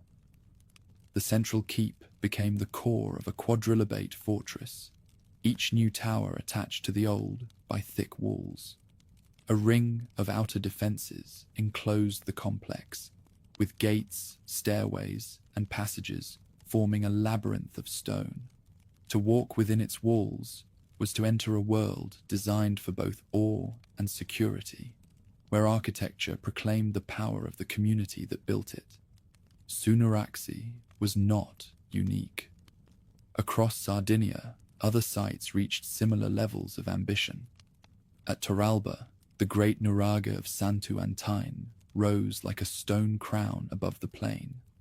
Its central tower, though slightly shorter than Barumini's, was equally impressive, and its bastions and passages earned it the nickname of Sardinia's Versailles. In the wilds of central Sardinia, the complex of Arubiu, known as the Red Giant, sprawled with 5 central towers and more than a dozen outer bastions, making it one of the largest fortresses ever constructed on the island. Each of these settlements represented not just architecture, but statements of power, visible symbols that declared the strength and ambition of their builders. Other sites added variety to this monumental landscape. The nuraga of Losa, with its elegant triangular bastions, stood as a testament to geometric precision. Palmavera, near Alghero, revealed a settlement where stone towers coexisted with long-standing huts, showing the integration of old and new forms. Each site tells its own story, but together they form a pattern. The Nuragic people, once content with single towers and small villages, had entered an age of great settlements, where scale and complexity redefined what it meant to live in community. Villages around these fortresses grew to house hundreds of inhabitants. Archaeologists estimate populations of 200 to 400 at some of the largest sites, far surpassing earlier hamlets. Clusters of circular huts formed neighborhoods connected by narrow lanes, while communal structures, larger and more elaborate, served for meetings or rituals. Some huts contained benches or hearths that suggest specialized functions, spaces for craftsmen, storage, or administration. Life in these villages was no longer merely subsistence. It had become organized, differentiated, and stratified. The building of such monumental complexes demanded immense communal labor. Hundreds of workers would have been required to quarry, transport, and set the stones. Organizing such projects meant leaders capable of commanding both resources and loyalty. Chiefs stood at the center of these efforts, directing construction, while feasts and rituals reinforced the unity of the workforce. The stone towers, rising higher each year, embodied the collective identity of communities whose members invested sweat and strength into structures that would outlast their own lifetimes. Water systems added further sophistication. Wells and cisterns were often integrated into these complexes, ensuring supplies even under siege.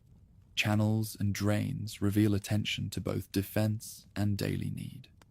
The ability to secure water within fortified walls meant that settlements could withstand attacks and drought alike.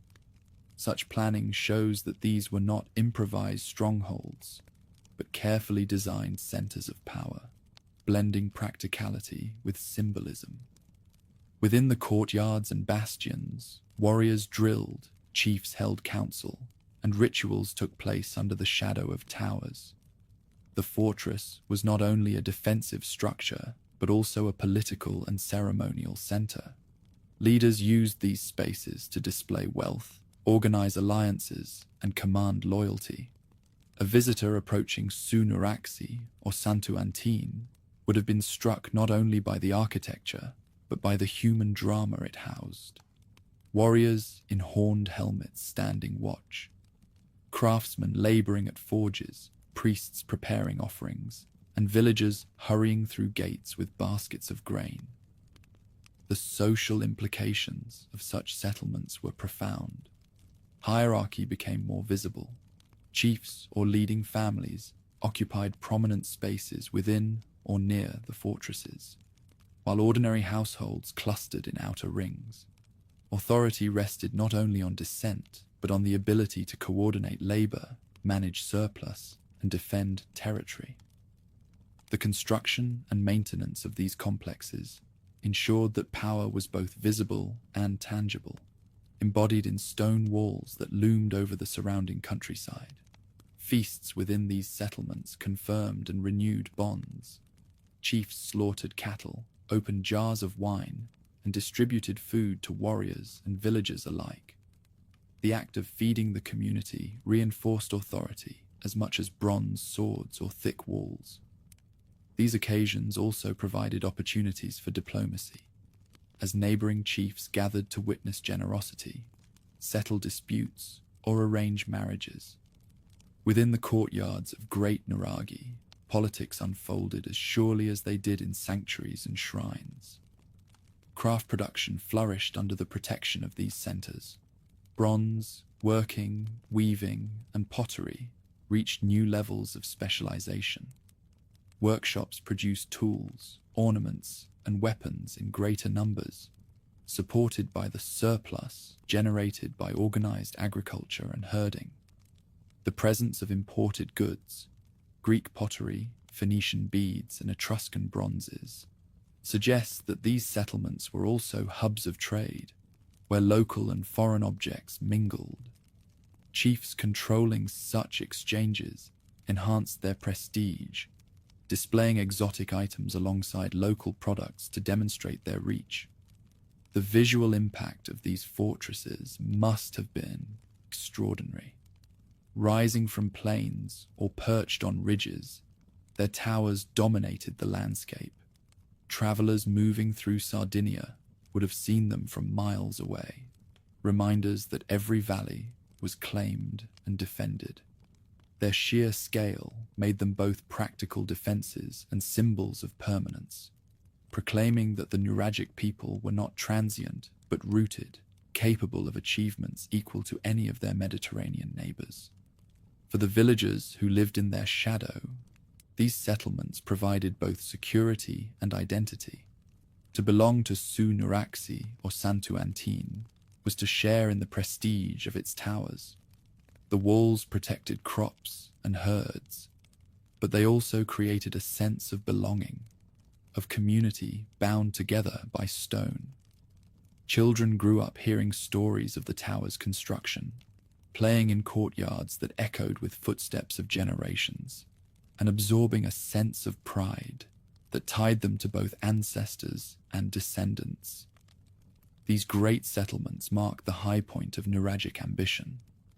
They combined defense, politics, ritual, and community in ways that elevated Sardinia beyond earlier ages of scattered towers and villages. Their stones still stand, mute witnesses to a society that achieved complexity without kings or empires, through the collective efforts of federations and chiefs. Yet even as these monuments rose, the wider world trembled. The Bronze Age across the Mediterranean was entering a period of collapse, and the connections that had brought wealth and ideas to Sardinia were about to unravel. The towers at Barumini, Santu Antine, and Arubiu stood ready, but the storm of change approached. The Nuragic people, secure in their fortresses, would soon face challenges that stone alone could not withstand.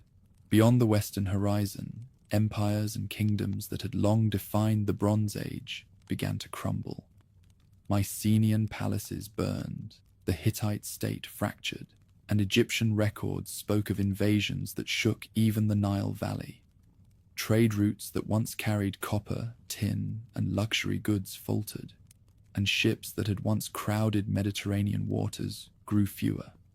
For Sardinia, linked to this wider world through metals and seafaring, the collapse brought both danger and transformation. The island's chiefs, who had grown accustomed to welcoming foreign traders, now saw fewer sails in their harbors. Imported pottery and beads became scarce, and the flow of bronze ingots diminished. Without the constant pulse of exchange, communities turned inward. Surplus, once intended for export, now sustained local networks, and prestige shifted from control of foreign goods to the ability to manage resources within the island. The collapse of long-distance commerce reshaped Sardinia's priorities. Settlements adapted in visible ways. Coastal sites that had thrived on maritime contact saw decline, their towers less frequently repaired, their villages shrinking. In contrast, hilltop settlements gained importance. Perched on ridges and mountains, these new centers offered both security and oversight of surrounding valleys. From their vantage points, inhabitants could watch for raiders or rival federations, ready to defend their land in uncertain times. The shift inland reflected both practical defense and the loss of incentive to dwell by harbors that no longer connected to busy routes. The Nuraghi themselves tell the story of this transformation. Some of the largest complexes, such as Barumini and Santu Antine, remained occupied, their walls maintained by communities that still drew strength from their monumental heritage. Others were abandoned or repurposed. Towers no longer expanded into vast fortresses, but were used for more modest needs: shelter, storage, or local defense.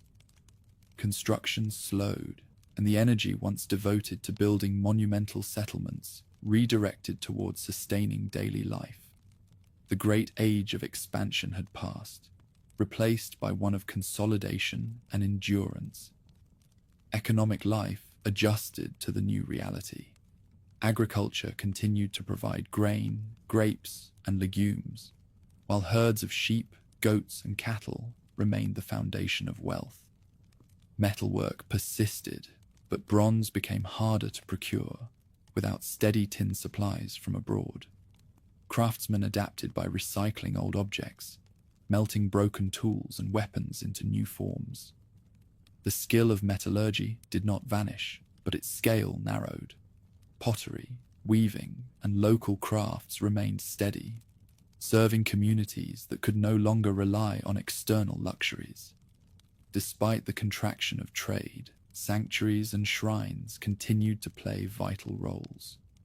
Offerings of bronze figurines and ship models persisted, though in smaller numbers, suggesting that rituals carried on even in leaner times.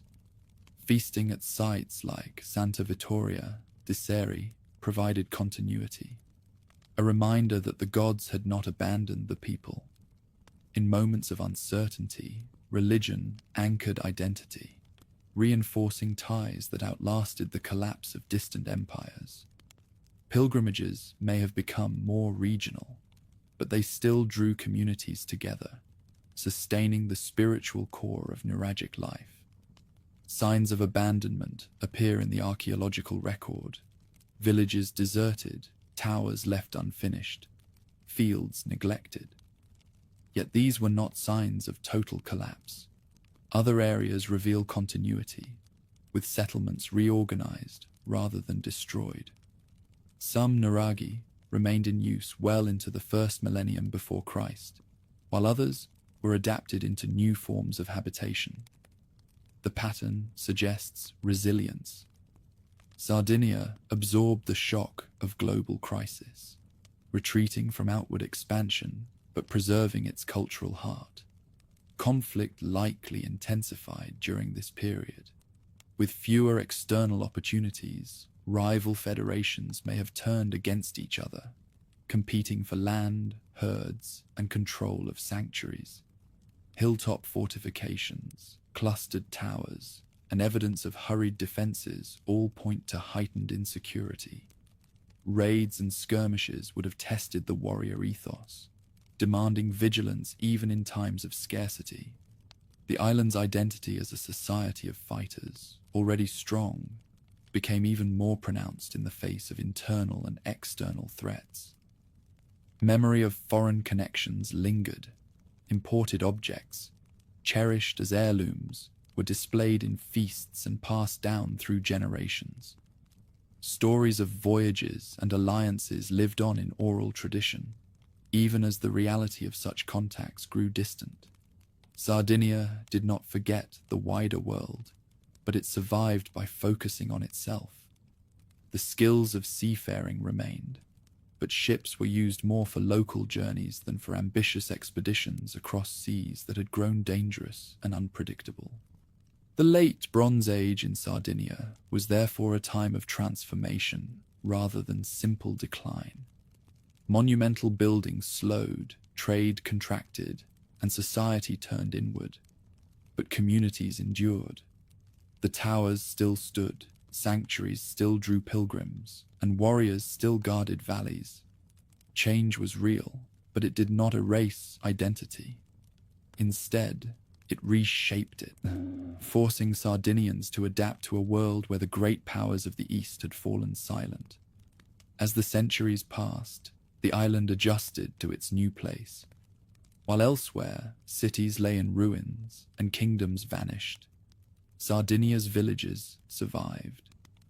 When foreign sails once again appeared on the horizon, this time belonging to Phoenician traders seeking new opportunities, the Nuragic people were ready to meet them. The crisis of the Bronze Age had tested their endurance, and their response prepared them for the encounters and challenges of the Iron Age to come. The horizon once again filled with sails, but these belonged not to Mycenaeans or wandering raiders.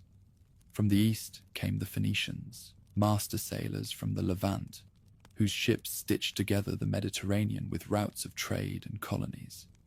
Their arrival on Sardinia's shores in the 9th and 8th centuries before Christ marked the beginning of a new era. Where the collapse of the Bronze Age had left harbours quiet, now foreign tongues returned to the docks, and goods from far-off lands flowed once more into Nuragic hands. The Phoenicians came not as conquerors, but as merchants. Their ships carried purple-dyed textiles, fine pottery, glass beads, and exotic ornaments.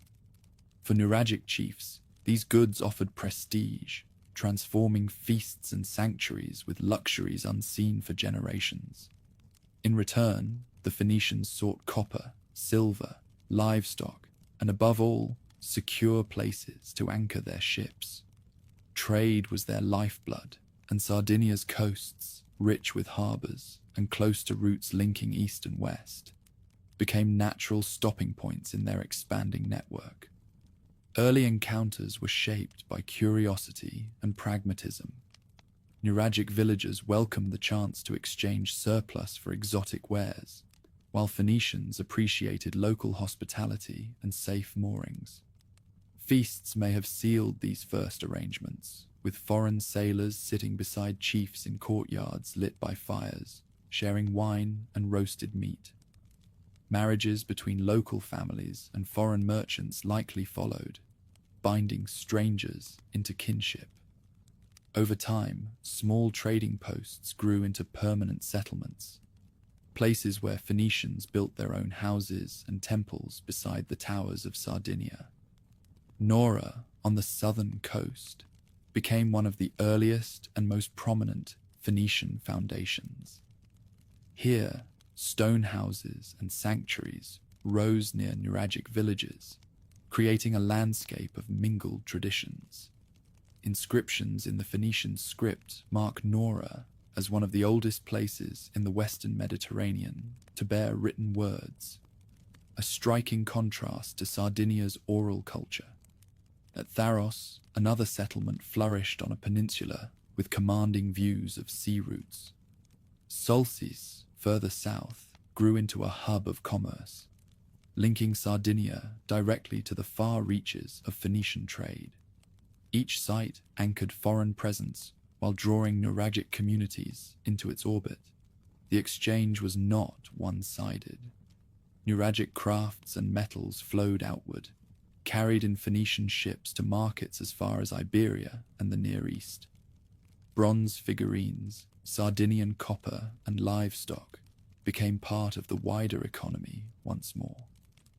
In return, Nuragic chiefs acquired exotic luxuries that enhanced their political standing.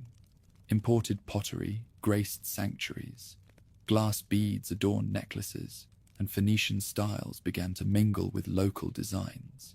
The interaction enriched both sides, weaving Sardinia into the fabric of the Iron Age Mediterranean.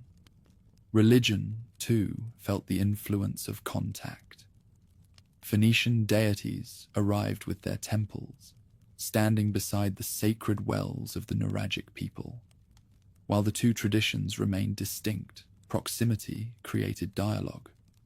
Offerings of bronze figurines continued at Sardinian shrines, but new types of ornaments appeared, echoing Eastern fashions. Over time, some Nuragic communities may have joined Phoenicians in honoring foreign gods, while Phoenician settlers may have offered at Sardinian sanctuaries to maintain good relations. The mingling of sacred practices reflects the larger pattern of coexistence. Not all was harmony. Control of harbors and resources inevitably led to competition. Phoenician settlements clustered along coasts, while Nuragic power remained rooted in the interior. Chiefs who had once dominated coastal trade routes now found themselves negotiating with foreigners who built their own fortified quarters. Skirmishes are hinted at in burned layers and hurried fortifications near some sites.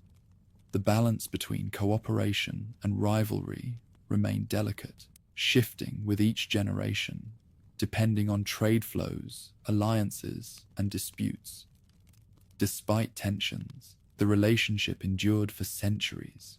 Archaeological evidence shows Nuragic pottery styles continuing alongside Phoenician imports, proof that local communities maintained their identity while absorbing foreign goods. The villages inland remained strong, their towers still occupied, even as coastal zones became more mixed.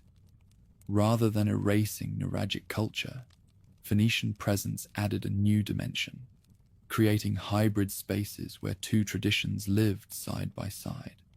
The Phoenicians themselves were not a single empire, but a network of city-states, each with its own ambitions. Sidon, Tyre, and other Levantine ports sent settlers west, drawn by metals and fertile land. Sardinia became one of many nodes in their system, alongside sites in North Africa, Spain, and Sicily. For the Nuragic people, this meant that the new neighbors were diverse, sometimes friendly, sometimes domineering, but never monolithic. Relationships varied from harbor to harbor, reflecting local circumstances rather than centralized policy. Material culture from this era captures the vibrancy of exchange. Nuragic bronzes found their way into Phoenician contexts, while foreign ornaments turned up in Sardinian sanctuaries. Ship models continued to be offered in bronze, but now some included details inspired by Phoenician designs. Writing appeared on stone stelae, marking the presence of literacy, even if it remained foreign to most locals. Pottery fragments from distant lands show that Sardinia had rejoined the Mediterranean circuit, its goods and people once more entangled in the affairs of empires. Yet beneath this cooperation lay seeds of future conflict. As settlements like Nora and Tharos expanded, they took on characteristics of colonies rather than temporary posts. Phoenicians built their own temples, cemeteries, and defensive walls, signaling permanence. For Nuragic communities nearby, This shift must have been unsettling. Guests had become neighbors, and neighbors began to act like rulers. The balance between partnership and competition tilted gradually toward tension, a tension that would one day invite intervention from Carthage, the rising Phoenician power in the Western Mediterranean. For now, however, the story remained one of coexistence. Nuragic chiefs dined with Phoenician merchants, sanctuaries welcomed offerings from both traditions, and trade enriched communities that had survived the turbulence of the Bronze Age. Sardinia, once turned inward by crisis, was outward looking again, tied to a Mediterranean alive with commerce and migration. Its towers still stood, but beside them rose new buildings of foreign style, reminders that the island's identity was being reshaped by encounters with the wider world. The arrival of the Phoenicians marked the beginning of Sardinia's Iron Age connections. What began as trade and settlement would evolve into rivalry and conquest. The new neighbors, once welcomed for their goods and skills, would eventually become the masters of the coasts. And from that dominance, the next chapter of Sardinia's history would unfold, as Carthage rose to claim the island's shores and challenge the resilience of its ancient towers. The seas that once carried Phoenician merchants soon bore the sails of their heirs, Carthaginians from North Africa. Founded by settlers from Tyre, Carthage had grown from a coastal city into a power that commanded fleets and armies. By the 6th century before Christ, it turned its gaze westward, seeking control of trade routes and the islands that dotted the Mediterranean. Sardinia, with its harbors and resources, became an inevitable prize. Where Phoenician merchants had lived as neighbors, Carthaginian soldiers arrived as conquerors. The first campaigns struck at coastal settlements. Tharos, Nora, and Sulcis, already Phoenician in origin, became the footholds for expansion. Carthaginian troops fortified these towns, building new walls, temples, and harbors to secure their presence. From these strongholds, expeditions moved inland, clashing with Nuragic federations that had long dominated the valleys and hills. Skirmishes erupted around tower complexes, with Sardinian warriors defending stone walls against armies equipped with iron weapons and disciplined formations. The struggle was fierce, but the balance of power had shifted. Carthage commanded fleets, professional soldiers, and the resources of an empire. Resistance, however, was not easily crushed. Nuragic warriors fought with determination, relying on the strength of their towers and the rugged terrain of the interior. Raids and ambushes harried Carthaginian forces, making conquest a drawn-out process rather than a swift victory. Some tribes retreated into mountain regions, preserving their independence through isolation. Others negotiated, trading allegiance for survival, their chiefs rewarded with goods and positions within the new order. The story of Carthaginian conquest was not a single battle, but a mosaic of conflict, compromise, and endurance. Over time, Carthaginian control spread. Coastal zones became firmly Punic, with cities that reflected North African styles of architecture and religion. At Tharos, temples rose to gods like Baal-Hamon and Tanit, while necropolises filled with stone stelae carved in Punic script. Markets bustled with goods from Africa, Iberia, and beyond, tying Sardinia into a network that stretched across the western Mediterranean. The harbors, once visited by wandering traders, now served as stations of empire, guarded by soldiers and governed by officials sent from Carthage. Inland, Nuragic traditions persisted. Towers remained inhabited. Villages continued their cycles of herding and farming, and sanctuaries still hosted rituals. Archaeological evidence shows that giants' graves and sacred wells remained in use. with new offerings deposited even during Punic times. The rural population did not vanish under foreign rule, but adapted, maintaining identity while interacting with new neighbors. Carthaginian pottery and goods entered villages, yet the stone towers continued to dominate landscapes far from the coasts. The island became a patchwork, Punic cities on the shores, Nuragic strongholds in the interior. Cultural blending unfolded in daily life. Intermarriage linked Punic settlers with local families, creating communities where languages and traditions mingled. Farmers sold produce to Punic markets, while Sardinian warriors sometimes served as mercenaries in Carthaginian armies abroad. In sanctuaries, bronze figurines remained common, but alongside them appeared imported goods dedicated to foreign gods. The interaction was not equal, for Carthage held military supremacy, yet it was complex, creating a society that combined elements of both traditions. The persistence of Nuragic culture, alongside Punic dominance, demonstrates resilience. Even as Carthage imposed its authority, rural communities held onto their towers and rituals, ensuring continuity. Chiefs continued to wield influence within their valleys, though now often under the watchful eye of Punic governors. Rebellions flared periodically, evidence that subjugation never erased local pride. Carthaginian inscriptions mention campaigns against Sardinian tribes well into later centuries, showing that control was always contested. Economically, the island grew integrated into Carthaginian systems. Grain, livestock, and metals flowed from Sardinia to North Africa, supporting the needs of Carthage's growing population and military. In return, goods from across the empire arrived. Pottery, glass, tools, and luxuries that filtered into both cities and villages. Trade routes through Sardinia strengthened Carthage's naval dominance, allowing it to compete with rivals like Etruria and eventually Rome. Sardinia became both supplier and fortress, vital to Carthage's position in the Western Sea. Religious life reflected this integration. Punic gods stood beside Nuragic shrines, sometimes coexisting, sometimes competing. At Tharos, stelae inscribed with symbols of Tanit and Baal-Hamon testify to rituals of sacrifice and devotion brought from North Africa. Yet inland, sacred wells still received offerings of bronze ships and figurines.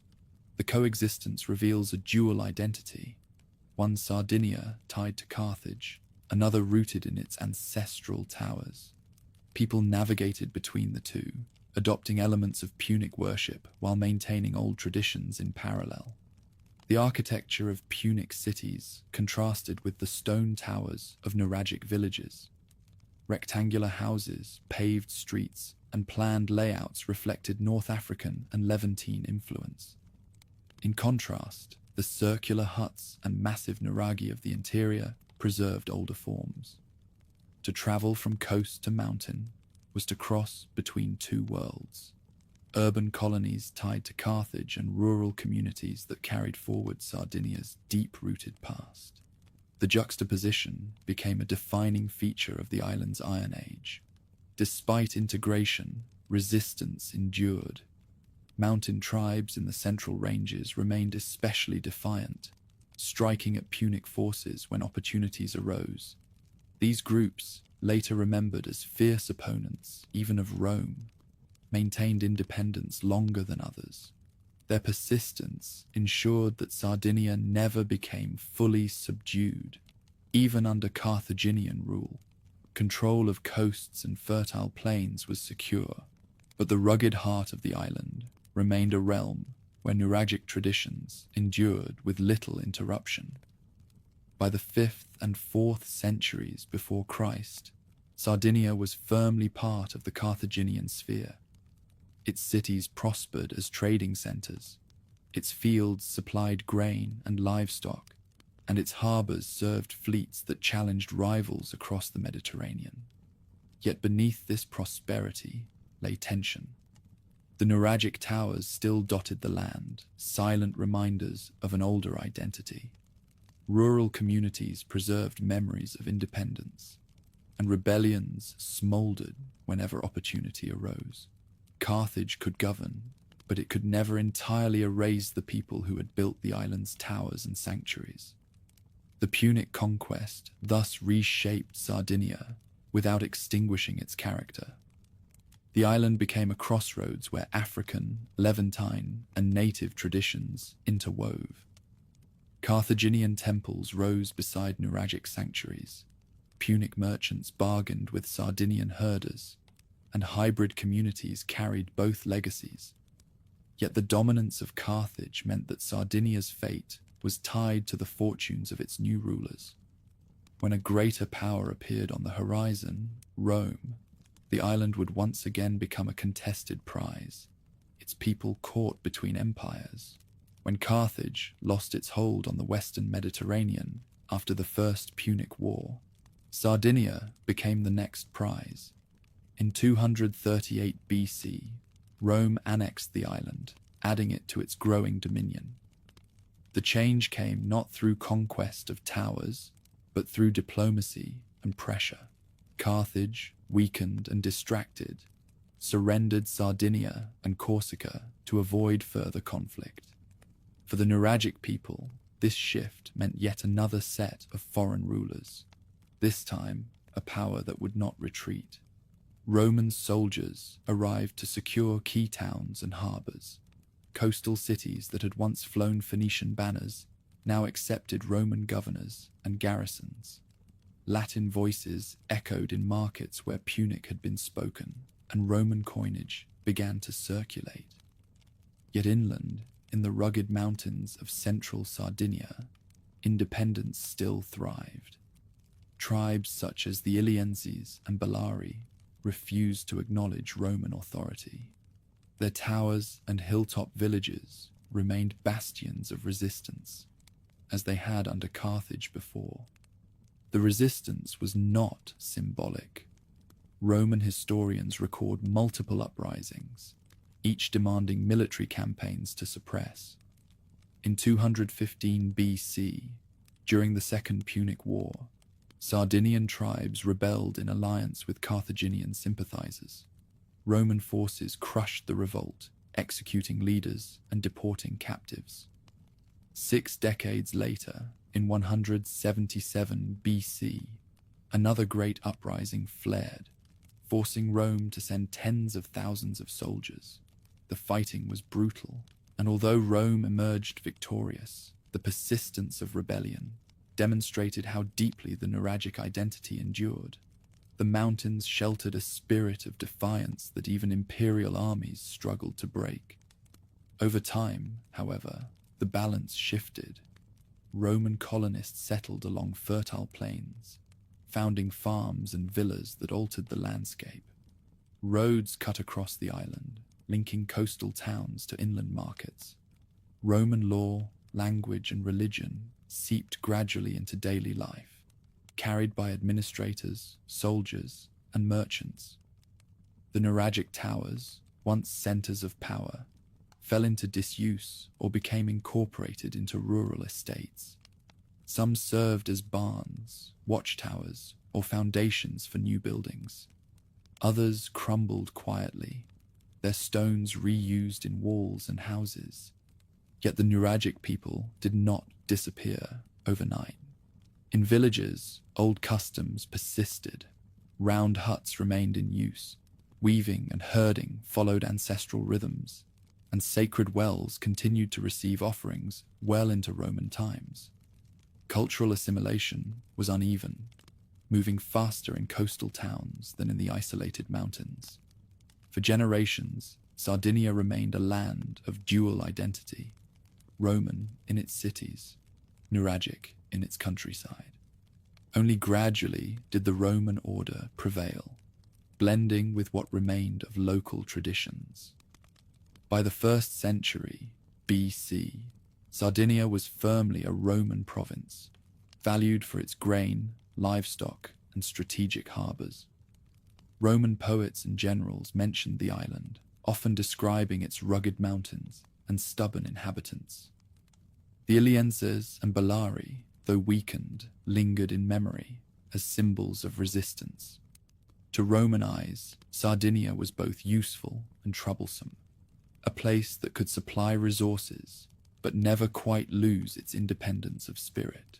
Centuries later, long after the last Nuragic chiefs had vanished, the towers still dotted the landscape. Farmers ploughed fields beneath their shadows, shepherds grazed flocks near their walls, and travelers used them as landmarks. Though their original meaning was forgotten, their presence ensured that the memory of Sardinia's ancient builders endured. The stones themselves became guardians of history, silent but immovable. In modern times, these ruins regained their voice. Archaeologists uncovered their secrets, none more influential than Giovanni Liliu, who in the 1950s excavated Sunuraxi at Barumini. His work revealed the scale and sophistication of the Nuragic world, bringing its story to global attention. What had once been silent ruins became symbols of Sardinian identity, reminders that long before Rome, a unique civilization had flourished on the island. Today, Sunuraxi stands as a UNESCO World Heritage Site, visited by thousands who walk its corridors and climb its towers. The end of the Nuragic world, under Rome, was not a sudden collapse, but a gradual fading. Resistance gave way to accommodation, traditions blended with new influences, and towers slipped from power into memory. Yet the legacy endures in the stones that still rise across Sardinia. They tell of communities that built with vision, that honored their dead in giants' graves, that gathered at sacred wells, and that defended their land with bronze and courage. Rome absorbed Sardinia, but it never erased its past.